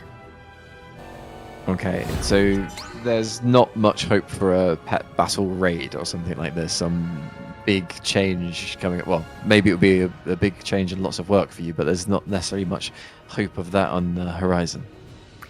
I would say not. Honestly, the biggest thing that they could do for pet battles at the moment is to make a mobile version of it. I think that would get a lot more people involved. Just not even anything super complicated, just a simple pared down mobile version, kind of like what you see on the screen for the pet draft. That would kind of be perfect to just do that, and then just have the little icons battle each other.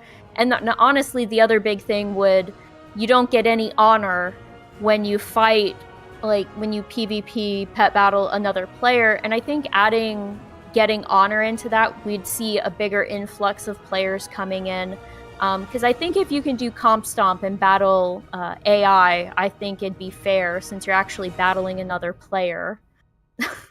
Okay, well, talking about that's very good ideas, and there's lots to talk about. But right in front of us now, we do have battling players, and let's have a look at what we have with their teams. We have a couple of new things coming up. We have a Buzzy Bee. Yes, I believe that is Buzzworth. So Buzzworth was I think it was a Trading Post pet. And that one is probably going to be more dots, it looks like. So we've got the team dot there with Great Sting, and that's really good, especially if you've already got like something like Call Lightning up, which we don't have quite yet. And we can add I believe the Barbed Stinger is, let's see. So that only gives you a 20% chance at hit, but it's also going to be, it's an okay speed, but it's definitely outspeeding some of Isabella's pets, and it only lost that speed after Jingles left. So they had that 1.5 to their speed, which is why Jingles wasn't faster there. And now we've got Chestnut. Chestnut came in Dragonflight, and they are doing their bleed onto Buzzworth, hoping to force Fwen into hitting those booby-trapped presents, probably before they would have liked. But because they brought in an elemental pet, they definitely took the weak damage from that. And now they are putting on their brittle webbing, which is going to see each of those Nut Barrage hits giving damage back to Chestnut there. So that was a really good move by Fwen. And now we have Jingles versus the rest of Fwen's team. So getting that brittle webbing on there means that anytime Jingles attacks, they're going to take that hit from the brittle webbing. And I'm going to assume this is something that Jingles isn't good enough to do. As much as Jingles is amazing, surely it can't take a whole team. Or maybe. No, probably not, just because of what Fwen had remaining and the fact that it had that brittle webbing on. And so they were taking damage every time they attack, and while Jingles is fast, they don't have a lot of health. Well, that brings us to 2-2. This next one is the decider for who goes through into the final. We've gone all the way. The second semi-final has gone all the way down to the wire. It sure has. The B puns keep rolling in the chat. If you want to find some B puns, then go for it there. Also, all your emojis, by the way, come up on the screen. If you want to cover this entire screen with emojis, then spam the chat, and you will absolutely confuse the hell out of us because we won't be able to see anything. But if you want that, then go ahead and let's see what happens. Dalvin, what do you think about that one with the B? That's a different strategy. I mean, the bee definitely did a lot of damage. I'm like a almost farm took out horse. 2 pets single-handedly, and I feel like at that point, when you're already this far ahead, it's pretty much a win at this point. Yeah, there are, for sure. You can come behind and win on that, but the real key there was getting that Great Sting on and then using Contagion Strike, which gets additional damage if the target's poisoned. So that was a good play by Fwen. Fwen is getting lots of compliments here. I wonder if we will see another flying type strategy here as some of the emojis come flying in, but thankfully they're not coming up anything too important so far. So what's the strategy here then? Because the B looks pretty strong to me, but maybe there's something that I was missing. So the B is going to be decently strong because it's going to have all that team damage going on with Great Sting, and that's with 322 power behind it. So that's a pretty good amount of damage. And then of course Contagion Strike, which means that even if you swap a pet in and out, they're all poisoned, so they're going to get hit by that Contagion Strike. And then of course Barbed Stinger as their filler is a good one if you're going against like critters or anything like that. And then having that Blazing Cinder Crawler with brittle webbing, I think that's really what did Isabella's team in, along with Buzzworth, was having that brittle webbing so that every time, even though Chestnut takes weak damage from elemental abilities, getting hit that many times when you use like a multi-hit ability like Nut Barrage, that's going to eat away at your health. Okay, we see the first pets come through, this Mechanical Dragonling and the Blazing Cinder Crawler. This is a bit of a change of strategy from what I can see from Isabella, and possibly the same sort of thing from Fwen. Let's see what the second picks are going to be. possibly Lost Quill, which would be a different pet again, but one that we've seen so far today. But I don't want to mention it too far because sometimes when they're not locked in, you end up just chasing them by saying, maybe this one? Oh, no, it is locked in now. So a completely different strategy perhaps coming on from Isabella for this decisive semi-final to see if she gets through to the final, simply enough. Yeah, so definitely. The Isabella looks like maybe they're going for a little more speed. Although that Blazing Cinder Crawler, if that one gets used against the Mechanical Pandaren Dragonling, that one's a little, I don't know, that one's a little iffy. Just because of that brittle webbing. And of course, like imagine getting brittle webbing up on the Mechanical Pandaren Dragonling, and then Thunderbolt hits 3 pets, and then you're getting hit 3 times by something that does strong damage to you. That can really take the oomph out from under you on that. Okay, just this final call, therefore, for the Steam Scale Incinerator Mount giveaway over on Twitch. Exclamation mark ticket to enter that. Make sure you've entered, because that's going to be ending as soon as this battle is over. Flip saying there's a pet named Bop who is a bee and wears a cowboy hat. That sounds quite something.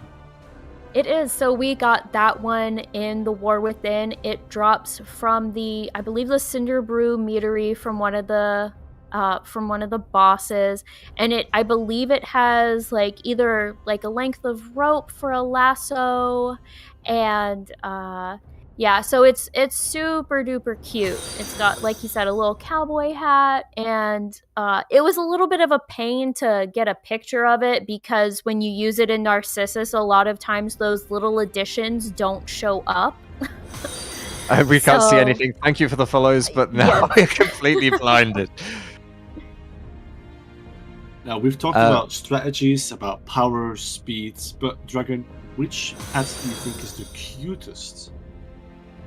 Oh, the cutest. We have gotten so many cute ones recently, and my perception of cute is a little skewed because sometimes I think the ugliest little things are just so adorable. Like, we have some weird little mite pets coming up in 11.2 that I just absolutely adore, but they have a lot of eyes and a lot of teeth, and they're not cute by most people's standards. Let me see what I've got recently. There was something that came up. Oh my gosh, we're getting baby I'm like a beholders. farm horse. That's so cute. While you check, I see a lot of the Valor guys joining. Welcome on in. I watched your stream yesterday. Fantastic job. So we are trying to do our best to keep up with the standard that you set. And yeah, well, hopefully we'll see what you can do in the final as well. And, well, if you've just joined, then make sure you join the giveaway as well, which is the exclamation mark ticket in the chat to win a Steam Scale Incinerator mount, courtesy of Raider.io. Is that production? Is that EU only? Tell me. Because obviously Valor are the US side. What was the cute pet, sorry, that you were talking about, Dragons? Oh, it was the beholder. We're getting baby beholders next patch. So I'm super looking forward to those. Daugan, cutest pet? I would have to say Sleepy Willy, easily. I don't know how to follow that up, Daugan. You can it's pretty cute. I mean, yeah. Fair enough. No, yeah, Elroy coming through with a pardon. Yeah, I think you've sus Daugan, sus for sure. We have the Stormborn Whelpling though locked in, and we have Fwen's final pet to choose. As maybe you can hear a howling cat in my room in the background. Maybe we get to see her a bit later on, but I don't promise anything. What do you think would be the last pick here for Fwen? So for me, I might go. Let's see. Oh, I'm on the wrong screen. I was like, why can't I hover over anything? You know, trying to look. Might go with Stormy. Might go with the Violent Poltrid, since Buttercup's kind of, I imagine they're going to use Call of Winter. and adding that on, or the portentous present. That one's good too. So for that one, what you can do is you can lay down booby trap presents, and then you can force swap the other player into coming in and hitting the presents. So maybe there's just a trap present strategy with the amount of other presents we've seen that ended up being traps on the floor. Maybe that can be a strategy that someone comes up with as we are ready to get in to the final round of the second semi-final between Fwen and Isabella.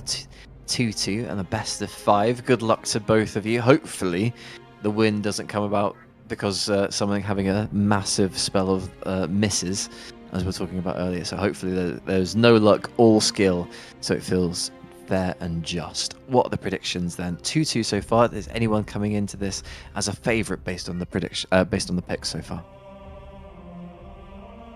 I would say, I don't know. It's kind of even. I'm liking, because Fwen just has the one pet that's faster with Buttercup, but Isabel is definitely going in a little more on the speed, except for the Stormborn Whelpling, which can definitely hard counter that portentous present. But we'll have to see, because every time I've tried to predict something, they've done something different. Well, you're still much closer at predicting that than I could ever be. What do we think is going to happen? Well, we don't know, simply enough. So let's find out as we enter this final round. And I'll hand over to Dragons. We won't see as many misses this time around. We don't have any Call Darkness. We don't have any hard blinds. You might get the Spectral Spine blinds, but maybe not. Oh, yep, see? So we've got the booby trapped presence down. We do the force swap. Unfortunately, it got force swapped to the Lost Quill, who is a magic pet and can only have no more than 35% of their health taken at a single time. And now we've got Buttercup. It looks like they went with the defense strategy instead of the weather strategy, putting that Call of Winter and Deep Freeze down. So they've got the Tough and Cuddly on, and they are doing... I can't see if they've... Yeah, so it looks like they're doing Stampede here. And Isabel has swapped over back to their Stormborn Whelpling. They're probably going to try and take out Buttercup with Call Lightning. Oh, we have Arcane Storms. So that's actually going to keep anyone from being stunned, and we're combining it with Mana Surge, so it does get that bonus hit because Arcane Storms is up. And Buttercup, I believe, outspeeds everything except the Quill. So we might see the Quill brought in here, although it wouldn't be able to use its sleep because Arcane Storm is up. Oh, they brought in the mechanical Pandaren Dragonling, and we are going to swap, maybe? It looked like it was a swap, but it's looked like nothing's happening in a minute. Oh, there we go. It's gone through now. Yeah. So we've got the decoy, and they are using Magma Wave to clear away that decoy that's coming up, because Magma Wave and Tidal Wave will clear objects on the battlefield. So that decoy, instead of taking 2 hits, it took both hits, at once. This is getting more and more in depth by the second here as we get into the properly tense time here, as both competitors fighting for a chance to be in the final against Tanixian. As we're getting low here, as another pet goes down, there goes the Quill.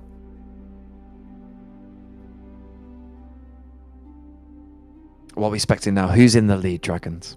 Oh, I would definitely say that Fwen is in the lead at the moment, especially since the present looks like it still has quite a bit going on. The biggest problem is the present is only good here if there's another pet available on the back line. And the Blazing Cinder Crawler was there to try and get the mechanical Pandaren Dragonling down as low as possible.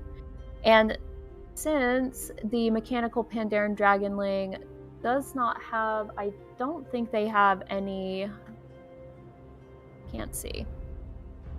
Oh, they haven't used their middle ability, so they might have Bombing Run, I'm not sure. And unfortunately, Stampede will also take out that decoy in one part. And it looks like that's it. And that's it. Congratulations to Fuen, who's going to go through to the final to face Tanixian. Tanixian actually in chat saying there was an anti-synergy with Quill and Arcane Storm. There was a tense battle. That's probably the closest it's been. And hopefully it's going to be that tense and interesting going into the final. Just remember, we're going to close the giveaway very soon. But as soon as we go to the break, then that's going to be it. So exclamation mark ticket in the chat. Congratulations to Fuen, which means it's going to be Fuen and Tanixian in the final. Dalgan Dragons. Talk to me. What'd you think, Dalgan? Was that a good fight? Absolutely. Like the other rounds as well. If it seems like one more ability and it would have been completely different. It's been very close. I think Fuen played absolutely incredible.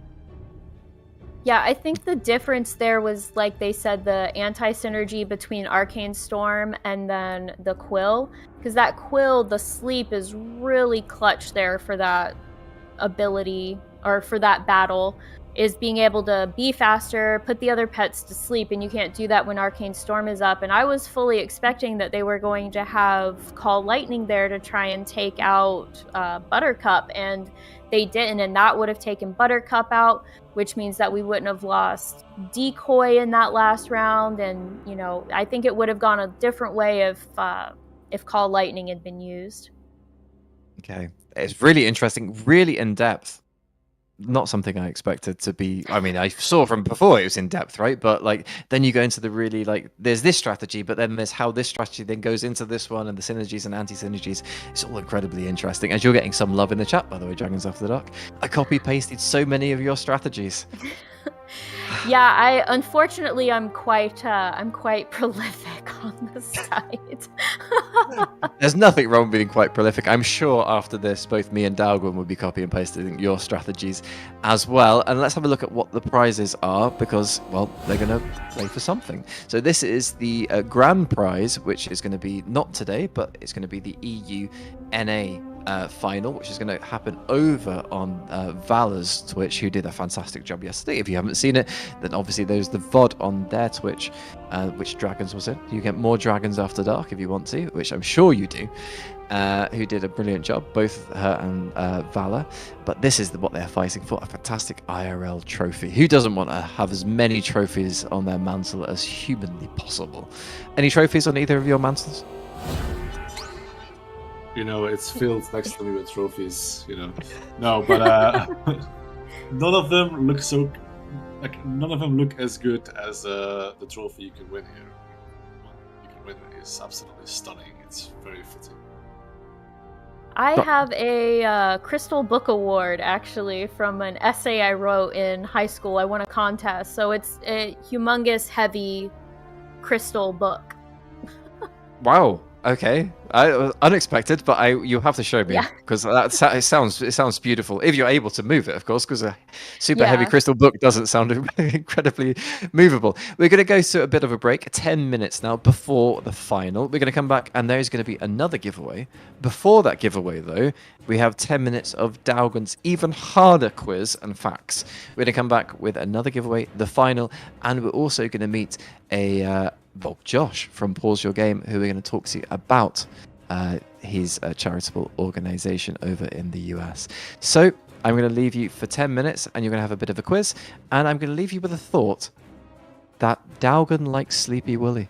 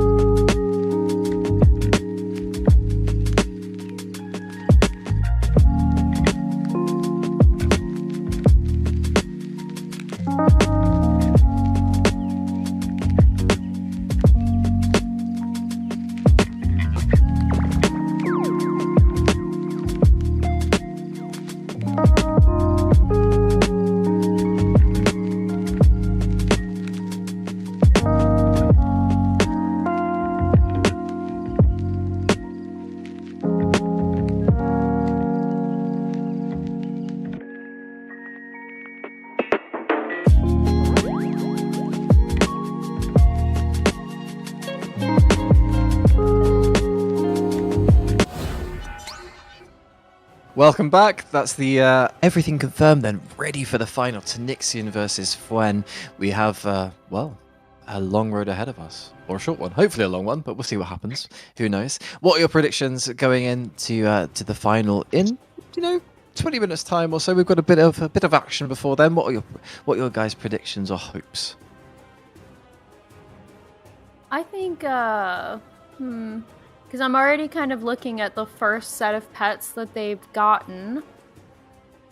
And looks like Tanixian's going for more speed, maybe a little power, because I'm seeing some classic. We've got Graves, we've got the Bone Serpent, and then Fuen, a little bit of speed too. So they've both got Jingles, they've both got the Violent Pultrid, they both have the Lime Roboclucker. Okay. So we're seeing some consistencies between the two. I think they both have Lost Limb. Yep.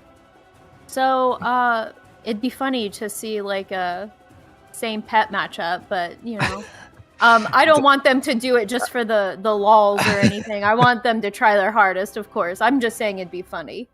Oh, double jingles! We have double jingles again. Dalgan, what do you think's gonna happen? Do you think Tanixian's strong grasp on this tournament is gonna continue, or they finally lose a round? Well, as Dragon said, both contestants have very similar pets. So maybe the ones that they don't have, the ones that they don't have the because of, will be maybe the ones that will change the outcome of the battle. Of course, Swan did a fantastic job, and Connection had no losses so far, so maybe that will change. Okay. Before we get into any of that, we first have a bit of a special guest from Pause Your Game itself. You saw him earlier, if you're here from the beginning, and we've been talking about Pause Your Game for this whole time. So we have a bit of an interview with Josh from Pause Your Game, and I believe we have something to show you. Here we go. Here is Josh himself, as you can see him on screen. Hello. Oh wow! You have all of the animals ready and waiting to go. Oh yeah, they're not camera shy, unlike me. Well, you're doing a fantastic job for someone who's being camera shy, Thank you. as is someone else I can see. Yeah, this is Kiko. Wow. Tell us about Pause Your Game. So Pause Your Game is a nonprofit, and in a nutshell, what we do is we help try and save animals in shelters from being euthanized. We mainly work with gamers, streamers, and content creators to raise money and awareness for the animal rescues that are in our partner network. In the United States, I don't know about Europe, but I'm sure it's probably the same or close to. Shelters are extremely overcrowded, underfunded, and a lot of the animals that are put to sleep didn't really need to be. A lot of them are perfectly healthy, and they're just in the shelter too long without any interest in being adopted. So what we're doing is we're helping these shelters with the resources that they need. So we're, kind of like streams like this, streaming like this, donations and spreading the word. And at the end of the day, it's really just all about saving lives. And that's what our nonprofit does, is we try and just save as many lives as possible, so that public shelters do not have to put down animals and more animals don't end up in shelters themselves. So It's a beautiful thing that you guys do. Do you have maybe some recent success stories that you can share with us? Ooh, I can't remember if it was last year or the year before, but we did a fundraiser with a company called Versus Evil. Unfortunately, they are no longer around, but they had a video game called First Class Trouble, and we threw an event for them, and we helped raise money for, I believe it was Anderson Humane Society. I can't remember where they're located exactly, but we helped launch a mobile vet clinic for them so that their neighborhood can give spay and neuter to their community for free. So that was a lot of fun and really, really cool. So it's amazing. Are you based all over the US? Are you just in one region at the minute? And what are your plans for going into the future? So we're in Florida right now. That's where we're located. However, we work with animal shelters all over the country. We have worked with a few in Canada, and I believe there was one in Europe that we worked with. But really, if you're an animal shelter and you need help, or if you're a public shelter and you need help, we're not going to say no. We're going to help you any way that we can, and we'll figure it out together. A lot of the partnerships that we have with these private shelters, they don't have funding like you would think they would. And a lot of them come to us because they really don't have any fundraising background or any marketing experience or anything like that. They just want to save animals. And they come to us when they need help, and we're happy to help them. So take me through a process of how it works, because I see that you have the PYG program, the PVE program. I'm sorry. So how would that program work? If you guide us through? So if someone donates today, there are links on the side and there's a QR code. How is that money going to get utilized? So what the PVE program is exactly, it stands for Pledges versus Euthanasia, and it's really our rapid response initiative that immediately gives a private shelter the funds and the resources to pull an animal that would have been euthanized in a public shelter. We immediately give the private shelter $500 to ensure that the pet is safe, and when they pull the pet, we put that pet on our website, and then gamers or whoever can fundraise for that animal. Once that animal reaches the $500 milestone, we immediately call up another rescue and we see if they can pull another dog or another cat from a shelter.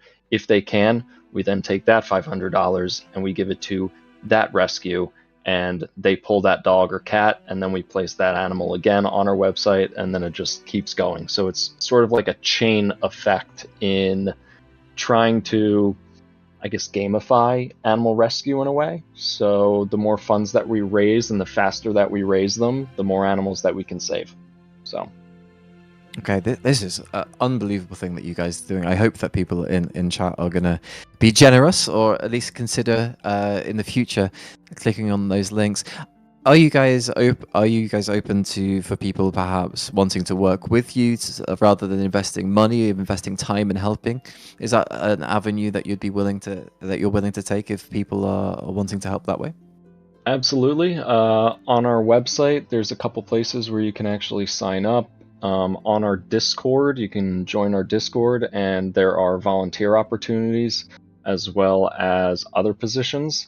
We need all the help that we can get, along with all of the partnered shelters that we have. So the more the merrier. Okay, that's brilliant. Dragons, Dalgan, do you have any questions for our lovely and very charitable guest?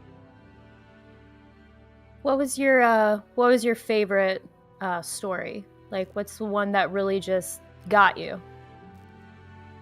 Ooh, so I, for a long time, wanted to do hospice fostering, and I know that a lot of people like that immediately makes them sad and depressed. I've fostered over, I think at this point it's probably like 25 to 30 dogs and cats.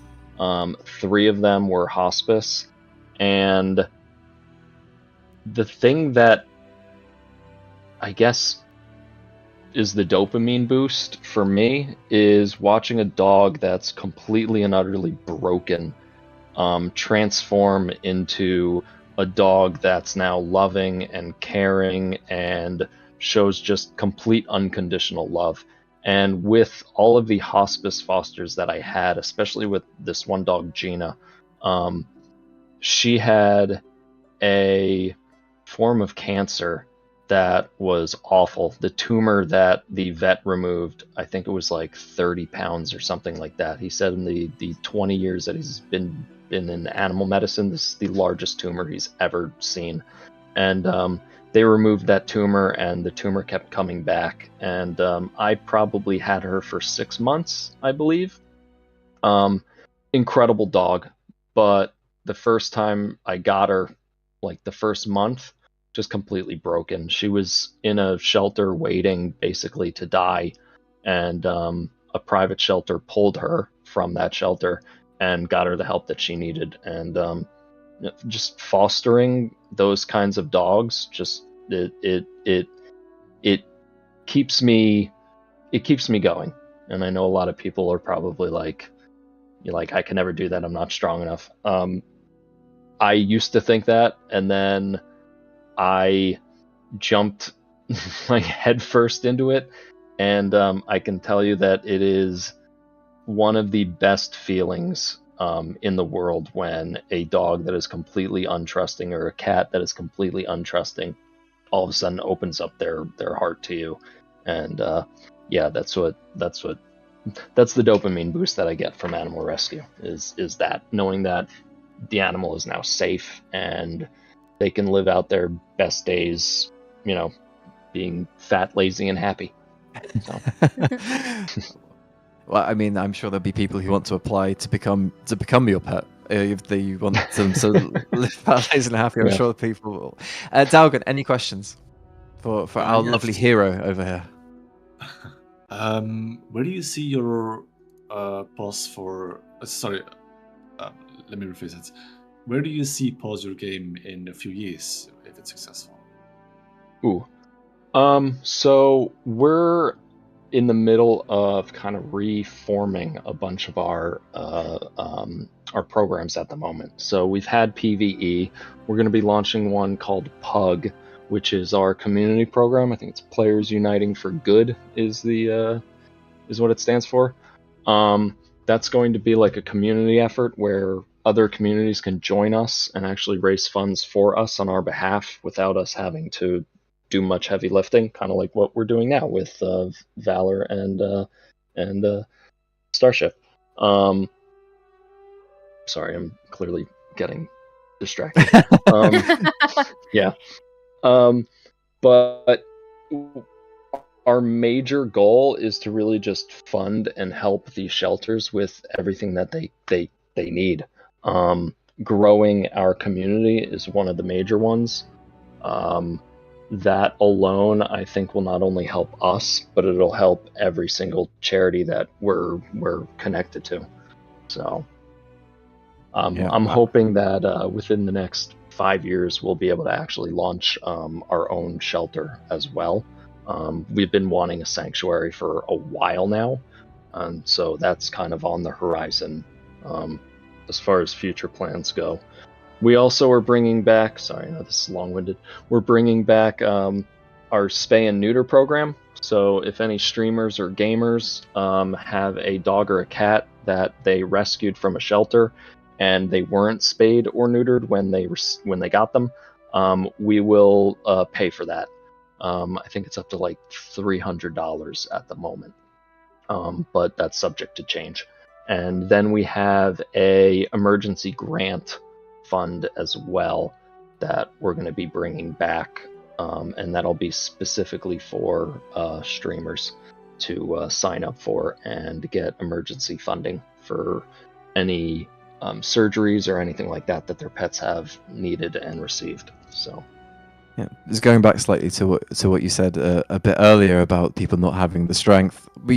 Me and my wife, not for animals as hospice care, but we have took a look after, have over the years 30-something different cats, and always the problem is for people that they will say, "I'll never be able to do that because you've got to then give them away, or someone comes from them better home," and it is an emotional journey. It's for sure an emotional journey, but at the end of the day, it's one that you can look back and say, "I've made a drastic difference in the life of another living being." And I currently have one on the floor next to me, but she is being very unlike the dogs that you have all around you, and she's hiding from the camera. Is there anything else you'd like to add before we let you go? Any donation is amazing. I just want to thank all of you for doing this for us. Without events and communities like yours, we wouldn't be able to survive. So you can call me a hero all day long, but without y'all, I can't put on a cape and fly around. So yeah, all thanks to you and your donations. Well, hopefully we can raise enough money for you to, next time we see you, for you to be wearing a lovely shiny uniform with that cape that you promised. Hopefully, Okay. hopefully. Okay, with that, well, thank you very much for your time and educating us about Porsche game, and fingers crossed that you can continue your mission and eventually get this sanctuary that you are Of course. so hoping for. Thank Okay, you all so much. This has been a lot of fun. Cheers. Thank you very much. Be in touch soon. Wow. Wow. How do we transition over I know, right? from that, right? Buy that man a coffee. I'm Even just if you here think, to do pet battles, and he's over here saving animals. absolutely. Well, if you think about it like this, would you buy him a coffee if he told you his story? Yeah. Oh you yeah, would. for sure. Absolutely. If you can save a couple of dollars and throw them at him, not literally throw them at him, of course, in his direction. But let's have a look quickly section over to the prizes that are on offer for this event, and maybe that can be a way of transitioning us from the emotional to the pet battle. This, of course, once again, is the grand prize for the NA versus EU tournament, which is going to be held later on the lovely Valor Twitch channel. We've mentioned many times about how lovely this thing looks. Maybe one day I will be good enough at pet battles to win something like this myself, but I doubt it. I don't think that day's going to come. You'd have to hold my hand, dragons. Just back here whispering like, Yeah. let's do this. This is the strat. Yeah, do it now. But no, it's not going to happen for me. So I'm going to look enviously at this trophy. But there is 500,000 gold on offer for the winner of the EU event of the final, which is now. So let's have a look. We'll go over into the final selection screen, which is going to be Tanixian and Fwen, I believe. Fwen on the left of this, Tanixian on the right, and see which picks they lock in. Yeah, Flip saying season 1 of Midnight constantly wins the trophy. If Midnight was delayed by about 10 years, then maybe I'd be able to stand a chance of entering. But Tanixian scares me. He is a brutal and violent pet battling man, or whatever. He is a person. I'm scared of them to the utmost. I would have zero chance. Dragons, what do you reckon? Do you think you'd get a round off a Tanixian? Ooh, with a lot of luck. Like With a lot of luck. lot of luck. A lot of luck, a lot of speed, and a lot of blinds, probably. Well, I mean, you're safe in the knowledge that they're EU and you're NA, so you can just like Oh. live in the kind of bubble world of, yeah, maybe I could take it round, but never actually have to, never actually have to prove it. Exactly, yeah. It's like, you can stay on that side of the world, I'll stay over here, where I'm safe. Yeah, well, Tanixian apparently was a season 1 Worlds winner as well, so maybe it's not quite so safe for you after all. Oh no. I'm doomed. We are. We do have the other giveaway now becoming open. The final giveaway of the day on Twitch only, which is ! Ticket, is to win a Dread Hatchling pet courtesy of Raider.io. If you have it or not already, at least you can say, I got one as a gift from Raider.io. So that's a Dread Hatchling pet with a ! Ticket. I can see some people already doing it, so I guess it must be a pretty decent pet. Dragons, is it a good pet or no? He actually is pretty good. Maybe not in comparison to, like I said, there's been a lot of power creep, probably since around BFA. So maybe not in recent times. But yeah, he was a decent little battler. And I know the Dread Hatchlings kind of look a little silly, but I adore them. They are so cute. Oh, they're the perfect pet for you. They look a bit, as you were mentioning before, maybe not the ones who are all like, cutesy are your favorites, but the ones who have a bit more about them.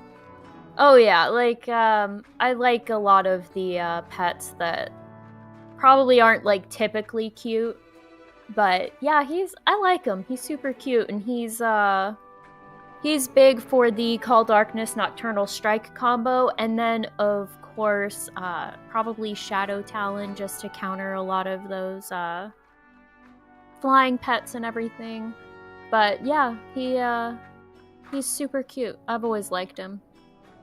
Talking about super cute and things maybe not quite so cute, on the screen right now we have a lot of different pets. I see one that looks like a ghoul, maybe, on the right-hand side? I don't know. Educate me. What are we looking at here? What are the strats that might be on offer? Oh, that one is Graves. So that comes from, I believe, Heroes of the Storm. You can still get him, actually. We get that question a lot. You can still get Graves through, I think it's leveling to level 20 or something in HOTS. So yeah, you can still pick him up. He was a meta pet a while ago for the ability Grave Destruction, and then he also has that Clobber, or he has Consume Corpse, where he can consume the corpse of his ally and heal from it. Wow, that's something. That really is quite. He also has Bone Storm, which is my favorite part of any boss ever, I think. Yeah, yeah. Who doesn't love a good Bone Storm? I'm not gonna make the joke. I'm not. Dalgan, save me. Well, I'm speechless, you know. No, but Graves does look like a very, very strong. That's. I do remember him being almost a meta at some point. All right. Yes, he was. Yeah, definitely with that 297 power. The fact that he's an undead with the resurrection and grave destruction, which I believe, if I'm not mistaken, also clears objects on the battlefield. So he was probably really good to have for things like decoy or any kind of wall that someone might put up, like Beaver Dam or anything like that. So that one was definitely a meta pet at some point.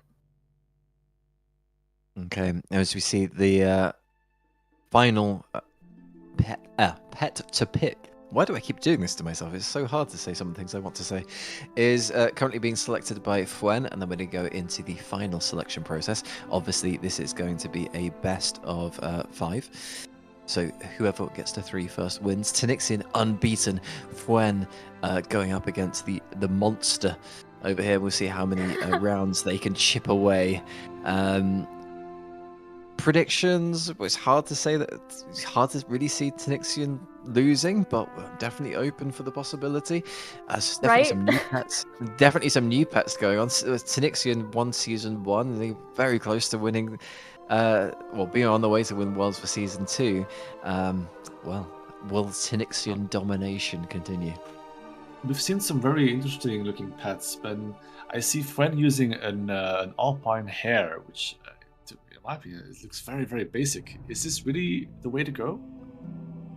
So, if you're not going to see a lot of beasts, and you might be going against someone who perhaps has, like, Graves on the other side, Graves would definitely get destroyed by the Alpine Hare, which just got banned by Tanixian. So, critter pets are good counters for undead pets, because critter pets do strong damage to undead pets. And rabbits have, like, they've got the dodge, they've got the burrow. Usually they've got a lot of speed under their belt, and as long as they're faster, you can have flurry slotted, so you can get 2 to 3 hits per round. So it's a good counter for undead. Unfortunately, Fuen is not allowed that counter this time around, so it makes me wonder if we're going to see Bone Serpent or Graves come up on Tanixian's team. These picks almost look like a game itself, you know, like chess almost. They're kind of countering and seeing kind of what they can play instead. Yes, absolutely. So the Venture Bombshell, first of all, I love the crabs with the new bombs on them. It is the only pet we have that has a accuracy buff for the pet plus demolish. So you don't need an accuracy buff from another pet to be able to use demolish at 100% with the Venture Bombshell. And it was actually one of the pets that I gave feedback on the PTR. It already came with most of those abilities, but I was like, look guys, look.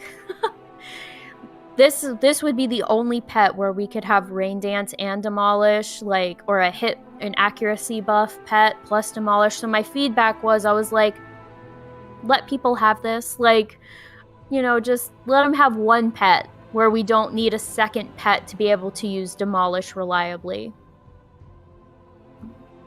Well, we're halfway through this selection, and what are the next couple of selections that you think are... Oh, we maybe just have one here. This is almost a completely new lineup that we haven't seen coming through from Fwan. What's the idea with maybe the Crimson Skipper here? So the Crimson Skipper is either going to be using that Call Darkness and Nocturnal Strike, and then of course with Buttercup having mostly beast abilities, the Crimson Skipper would be kind of safe from them for a little while if Buttercup's the one they go against. And then of course we're seeing Tanixian grab that Umbral Amalgam, which has been really heavily used, and I'm surprised this is like the first or second time we've seen it today. And with the Crimson Skipper, the big thing is being able to use that Drain Blood. Now, if Wen had some kind of sunlight going on, that Drain Blood would be even better because you get that heal buff and your health bar gets even larger. So a lot of times combining things like Drain Blood with Sunlight is really good, but even by itself, it's still pretty decent at keeping flying pets above 50% to keep that speed buff. Okay, and the same question for you as always is what's the final pick here for Fwen, considering Tanixian's team's locked in? See, Beast, Mech, and Magic. We don't really have anything to counter the Umbral Amalgam. So if they can manage it, maybe Drax. Drax is adorable. We got him in Dragonflight. You could have that Tail Sweep and Sludge Claw, or even Unrelenting Flames. Or maybe they're going to go for something that might outspeed them or might last a little longer. Oh, they grabbed Drax. So maybe that'll be the final pick. Your prediction was right. Yeah. Yeah. You were saying you never got the prediction right, and this time you absolutely nailed it. You're just waiting to the final where it counts the most. Exactly. I was. Oh, they changed it. Oh no. Oh, okay. Well, I didn't see the Stormborn Whelpling up there. That one would work too, and it'll have more counters than just the Umbral Amalgam. So we'll have Tail Sweep and Call Lightning probably. Okay, you knew it all along. You knew it all along. Oh yeah, no, of course, yeah. We'll edit edit it after. Don't worry, it's fine. Right, edit it in post. Right, as we go into the round one of the final between Tanixian and Fwen, I almost forgot there, despite being on the screen the whole time. With, as I've said many times before, Tanixian's invulnerability being challenged, and we'll see just what happens with a completely new lineup from Fwen, an experimental final team lineup. I'm excited to see what happens, and slightly worried for Fwen, given the record, but I believe in them. I'm sure they can do it, and we move over now to see the final combat take place in the absolute beautiful setting here. Very, very well picked. And as a reminder, just before we start, it's a exclamation mark. Oh my god, I've just gone through my mind completely. Exclamation mark ticket to enter for a chance to win a Dread Hatchling pet. There we go.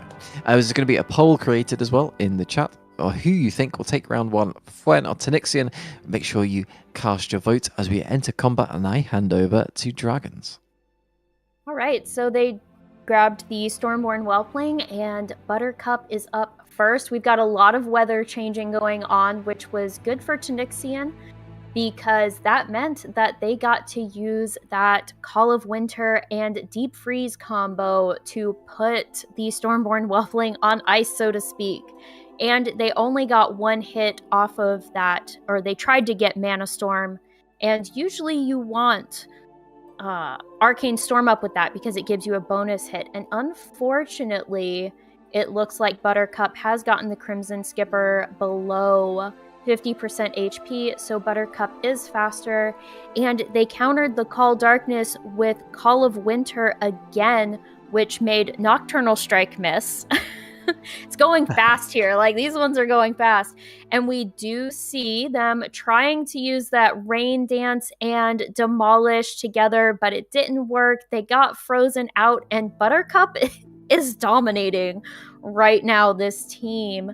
And so the Crimson Skipper is out, and you do get that bonus hit from Call of Winter if it is already up and you use it again. And it looks like this one's quick. This is a quick one. Wow, this is a dominant moose. Jesus. Yes. Woo. Synixian, wow. The moose definitely won. Fuen won the vote for who will take round 1, but unfortunately, for Fuen anyway, it wasn't to be, as round 1 very much goes to Synixian in one of the fastest rounds that we actually had. Yeah, I think that's the fastest round so far, and that was all Buttercup. Like, build me up Buttercup, I guess, because, like, woo, built Synixian up for that round. Like, that was quick. Absolutely, Buttercup getting insta-banned in the first 2 seconds of the next picks. Yeah, for sure. Like, we're not doing that one again. Yeah, people say I'm going to level Buttercup up next, yet decided for them. Oh yeah, I love that pet. So it came from the trading post, I believe. It might have been a Traveler's Log reward. I can't really remember. I do know it came from the trading post, and I, like, the first time I saw its moveset and its speed, I'm like, I love this pet. It's so great. Well, let's see what Fuen decides to ban. There's there 2 bans coming through, but it doesn't look like Buttercup is going to get banned. Oh, that's surprising. I definitely probably would ban Buttercup. That's just me, but we will see. And it looks like the Violent Pultrid got banned for both sides, and then taking out that hair again, even though we didn't see any undead on Tanixian's team. But Fuen's going to try their hand at the Buttercup this time around, so I'm wondering if we're going to see Buttercup versus Buttercup, which, just like Jingles, would have that speed tie, so we're going to see who gets the coin flip of going first. So we might see that again if Tanixian grabs Buttercup. Okay, well, I like that we're having this Buttercup off over here. Right? If it gets picked, of course, because who knows? But there's the Umbral Amalgam picked, which is we've seen it used devastating effects before. So I do wonder what's going to happen. Tanixian with their ban, will it be Buttercup? Will it be something else? Valor Gaming in the chat, how goes the battles? This is the final. This is Fuen v Tanixian. Tanixian is 1-0 up in the final. And it was a very quick first round, so we're going to see how Fuen decides to counter coming into this. What would be your strategy here, given what happened in the first round? So I think obviously having Buttercup might be good, because it might make Tanixian go, oh, you know, maybe I don't want to have, like, the Buttercup v Buttercup. We do see Drax coming in this time around instead of the Stormborn Whelpling, but that's because that one got banned by Tanixian. And so far, it's really going to depend, because the Umbral Amalgam, if Tanixian has the speed breed, like the pure speed breed, that will still outspeed Buttercup. It might be one of the only pets on Tanixian's team that outspeeds Buttercup, so I'm not surprised to see that on there. I'm also not surprised to see that the Teardrop Moth got banned. That one is a bit of a menace to deal with. Okay. I need to quickly run and sort out a problem. So Dalgan and Dragon's like, I'm going to hand over to you. I'll be literally 1 minute, but you need to fill up the air with something beautiful just for a minute until I run away and come back again. So I'll leave it in your capable hands for a minute. Well, you see that Tanixian has chosen Buttercup as well. What do you think is the logical choice to counter these 2 pets? So for Buttercup, the biggest thing you can try to go for is to have, like, a really heavy hitting mechanical ability.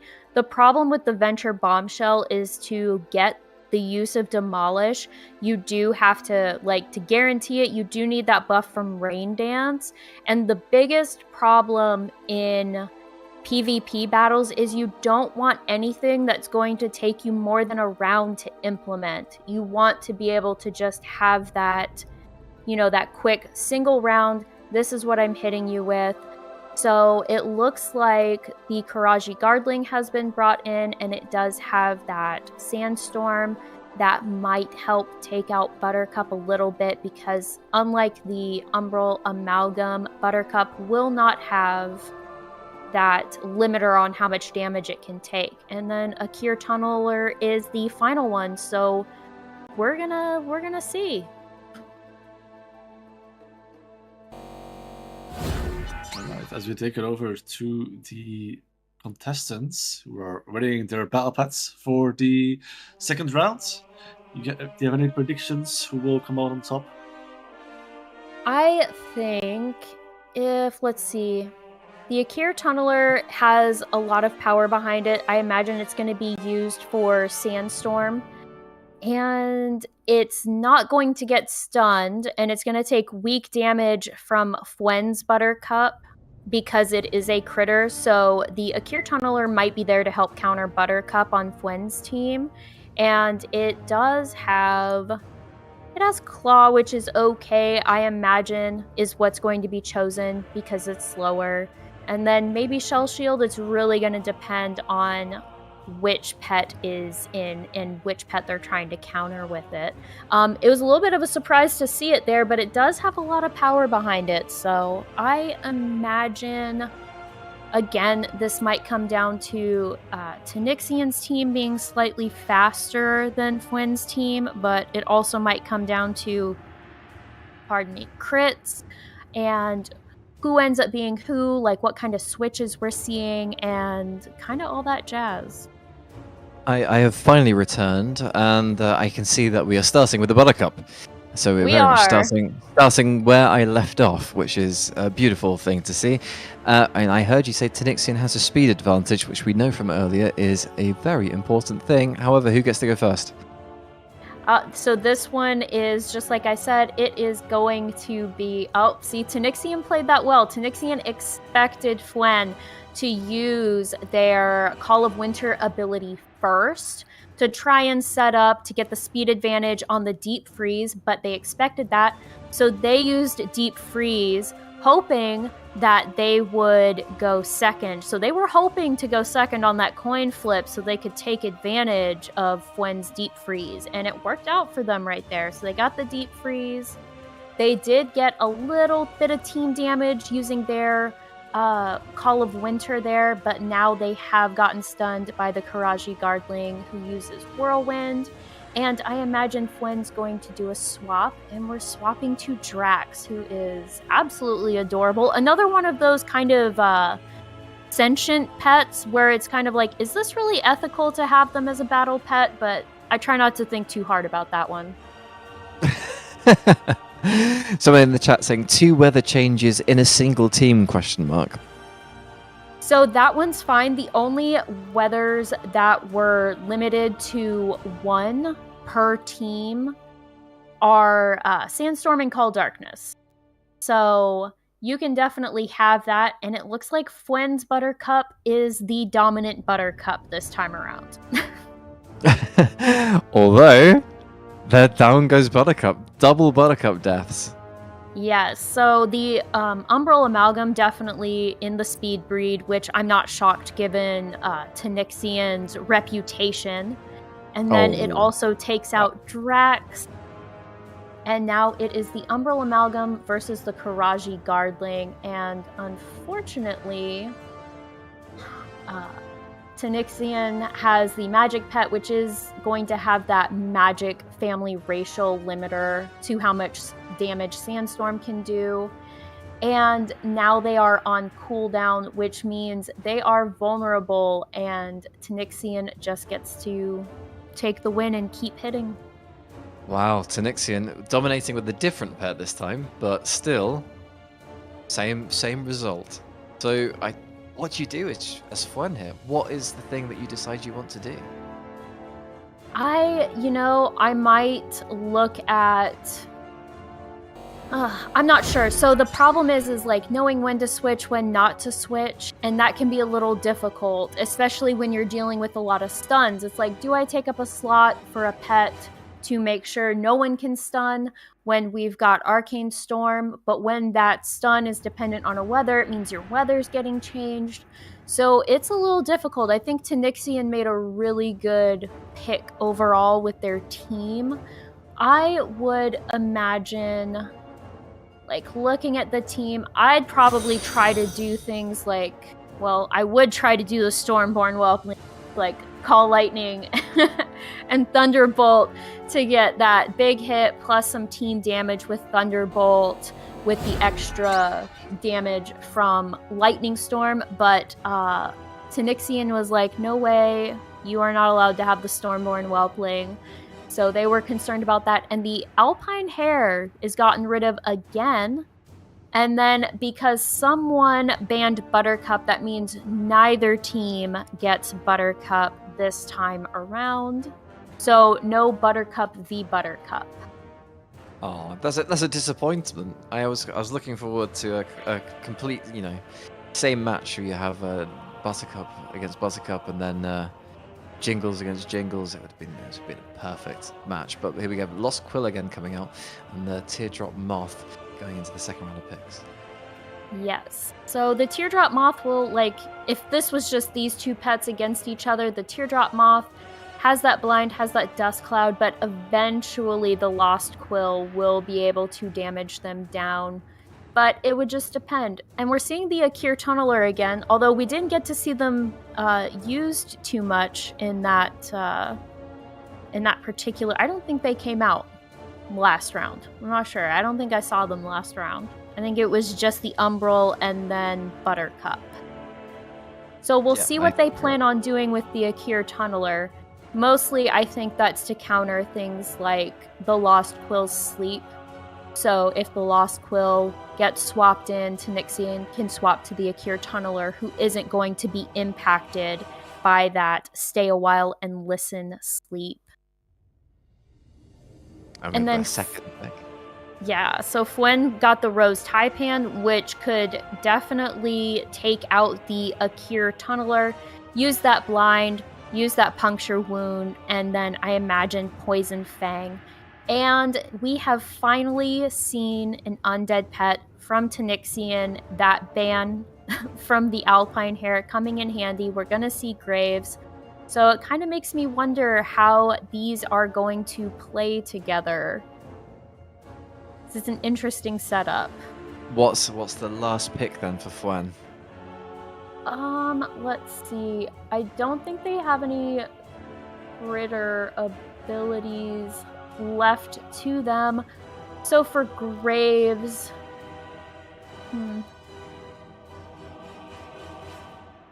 definitely not a Dragonkin. There we go. So they're gonna try to outspeed them. It looks like that's gonna be the play here. Okay, fantastic. So for the first time, are you saying Fuen has more speed than Tanixian? Yes, I believe so. Let me look at Grave. 244 speed and 236 speed. So the only speedy pet they have is the Teardrop Moth, and that's only going to be while they're above 50% HP. So it looks like Fuen has gone with speed and Tanixian has gone more with power and perhaps just the wearing the other team down with lines and dodges.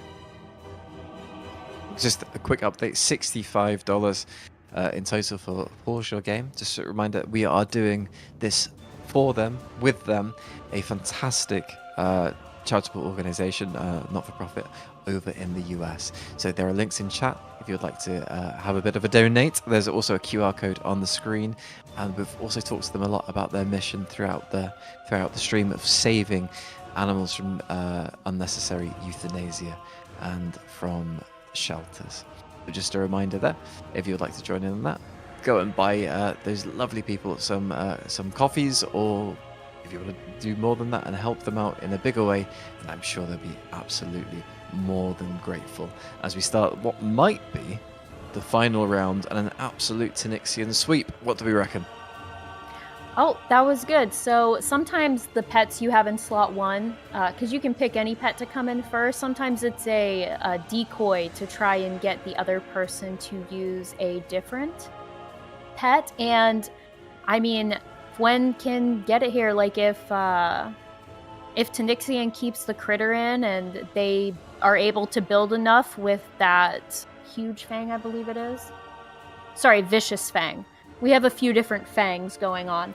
If they can build up their vicious fang, then they might be doing okay here, especially combined with crouch, not taking very much damage from that sandstorm. But it looks like Tanixian has decided to swap out. And it looks like Fwen might be doing the same. So for this one, because the Moth has the 50% speed, I personally probably would have switched over to the Crimson Skipper to try and take it out, because they would both have their 50% speed buff to their, to their speed from their flying racials. And the Crimson Skipper would have outspeeded the Moth, which would have given them an opportunity at some point to be able to hit the Moth and get them below 50%. But when you're working from behind like that, it's a little difficult to get ahead of the Moth. There's lots of misses and dodges and blocks going on. This seems like a lot more of a tactical battle than the previous one. Do you think that's a bit of nerves on behalf of the contestants, or just a completely different strategy that we haven't seen before so far in this matchup? I think it's definitely, because I think this is the first time in this matchup we've seen the Teardrop Moth used, and that's kind of its MO. That's what you're looking to do with that one, is you're looking to stagger your blind and your dodge and then whittle away at the other team, and it looks like that is exactly what Tanixian is doing. And they're having to wear away at the, I believe it's the deep research. So they went with deep research instead of the blind from the spine. So that would block 2 of the hits, but unfortunately, the Teardrop Moth still has more health. And here we go. They are below 50%. So now, whatever happens, even when the Crimson Skipper gets below 50%, it will still be faster than the Moth, and that pesky Moth has finally reached the end of its road. We're not seeing another dominant pet coming in for Tanixian, but this is the one that you were saying that you haven't seen much of, I believe, previously. Yeah, so the Akir Tunneler, I believe, is a BFA pet, and yeah, it's got more power than it does speed, and now we've got the Beast pet going against it, so it looks like the Rose Taipan has a lot of work to do, and there was one of those misses from Sandstorm that we unfortunately see. Although it doesn't look like there's another miss coming through now, it's getting pretty close. Yeah. Oh, and it just barely. And so if Sandstorm hadn't been up, that definitely would have killed the Akir Tunneler, because Sandstorm does do that mitigating damage, unfortunately. Oh my goodness, so congratulations to Tanixian with a clean sweep all the way through. 6-0, 6-0 before this, 6-0 in the semis, 3-0 obviously in the, 3-0 in the semi, 3-0 in the final. It's another absolute Tanixian masterclass, I guess is the best way of saying it. Was there any luck involved, or was it just skill the whole way? Or I mean, it looked pretty dominant to me. It was fairly dominant. Unfortunately for Fwen, Tanixian kind of like was very masterful in their choices and how they played. I really only saw one thing where it was kind of like cross your fingers and hope, and that was that Buttercup versus Buttercup situation. Otherwise, it was just really good choices in the swapping and the abilities and what order they were using things in. So let's just say I'm glad I don't have to meet Tanixian in my queue in NA. I'm just super happy about that. Dalgan, let's as we're finishing up here, what were you thinking about the event so far? Well, Tanixian absolutely just laid waste to the competition. Didn't lose a single round. Didn't even come close to winning a single round. I mean, his pets were, the way he played was absolutely amazing. Yeah, maybe Tanixian can do some guides and some YouTube videos someplace around, teach us Right? all how to do it, right? We're going to end this giveaway very soon in 1 minute, and the giveaway is for the Dread Hatchling Pet over on Twitch. Go into the chat, ! ticket to enter. You have a 1 minute warning left as we slowly finish up. There's 500,000 gold for Tanixian, and Tanixian gets a place in the World Finals, which is going to be over on the Valor stream. So, Dragons, you were at the NA Finals. Tanixian versus the Walks BC, BC. I believe. Yep. Yeah. Who do you think then is going to be the standout? Ooh. So I don't know, like the NA stuff definitely seemed like it was I would say almost traditionally like North America versus like Europe, kind of like the North Americans kind of seemed like a little more Wild West shoot from your hip type stuff, whereas Tanixian just came in and just like cleanly and very just like precisely went about their work. And so I don't know, I want to say Walks BC because, you know, NA. But Tanixian, man, if I was betting, which, you know, thankfully I'm not, I would put it on Tanixian. Okay, well, you heard the betting tips here first. Dalgan, well, are you interested in pet battles now? If Tanixian holds your hand, do you think you'll have a chance? With Nixia by my side, I mean, you know, I used to only click on the abilities that sounded the coolest, but now I realize that there's probably a lot more to it, and I need to watch a few guides before I even dip my toes into this kind of thing. I think Tanixian PvP guides would definitely be the way to go for the future. There's going to be the drawing of the prizes, but we're going to slowly finish up the stream. Is there anything you guys would like to add before we finally finish? It's been an absolute pleasure. You know, I've learned a lot. I mean, it was a very, very cool tournament, and it was very cool to see the amount of thoughts that went into like these kind of tournaments. You know, I used to think it was kind of like Pokemon, but it's more about predicting the opposite team and kind of playing around. Yeah, it was fun. Okay. Well, can we get a bit of an emoji spam wall in chat? Cover our screen. I see our producers queuing up a load of emojis. Cover all of the screen and the emojis as we say good night, goodbye. Thank you very much for joining us. I say thank you to our partners who are all at the bottom of the screen here, as well as Pause Your Game, who obviously are fantastic. Remember to try and buy them a coffee. The heroes who don't wear capes, as we said about before. Thank you to Dragons for being our lovely expert for the day. And My pleasure. Hopefully more to come, and there's definitely more of you to come. Are you on the final stream as well?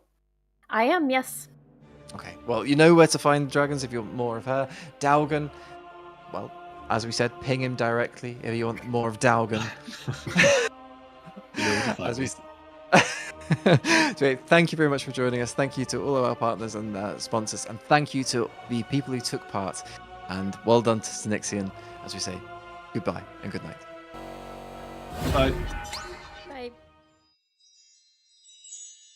The Starship World of Warcraft community is proudly supported by Blizzard Entertainment, Zygor Guides, Gamer Advantage, NordVPN, Glitch Energy, and Streamlabs.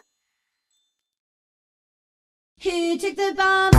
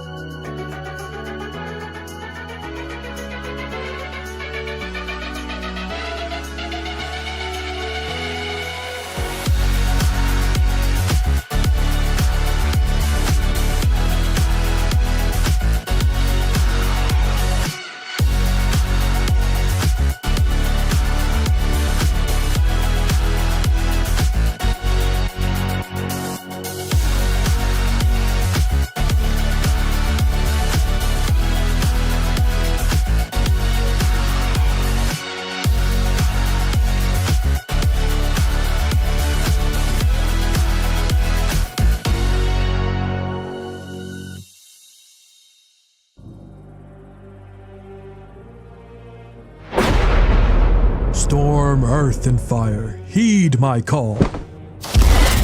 I have sacrificed everything.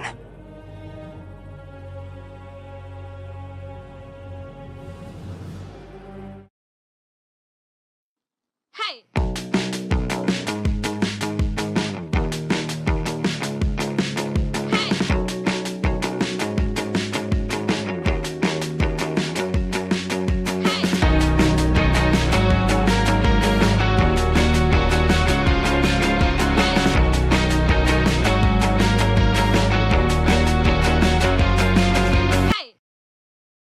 Fun fact, the only reason why Pause Your Game even exists is because someone I met on a video game saved my life, and a rescue dog gave me an actual reason to stick around for it. So what's Pause Your Game? Well, let me take you back to 2013. My grandmother had just passed away, and she wasn't just family, she was one of the good ones.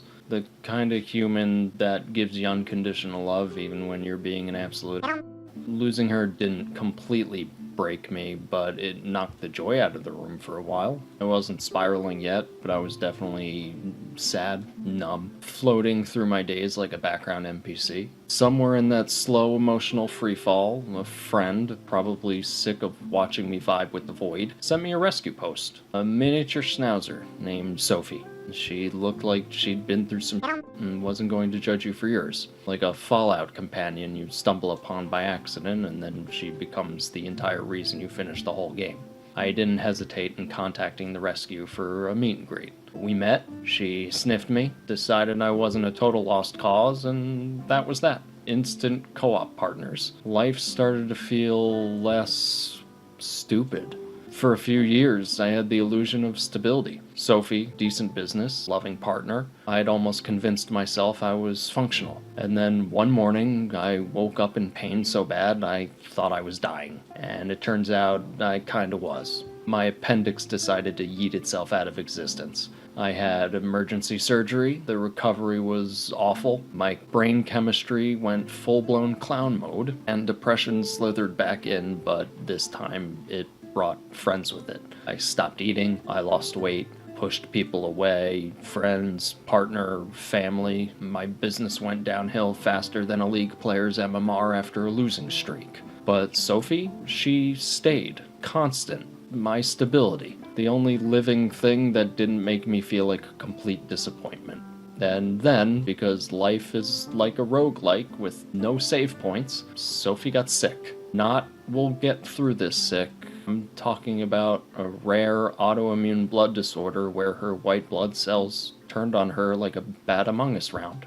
Her organs started to fail, her body was shutting down, and one morning she looked at me like, hey, I'm done. You don't have to keep me here for you. So I did the thing. The one thing you never want to do.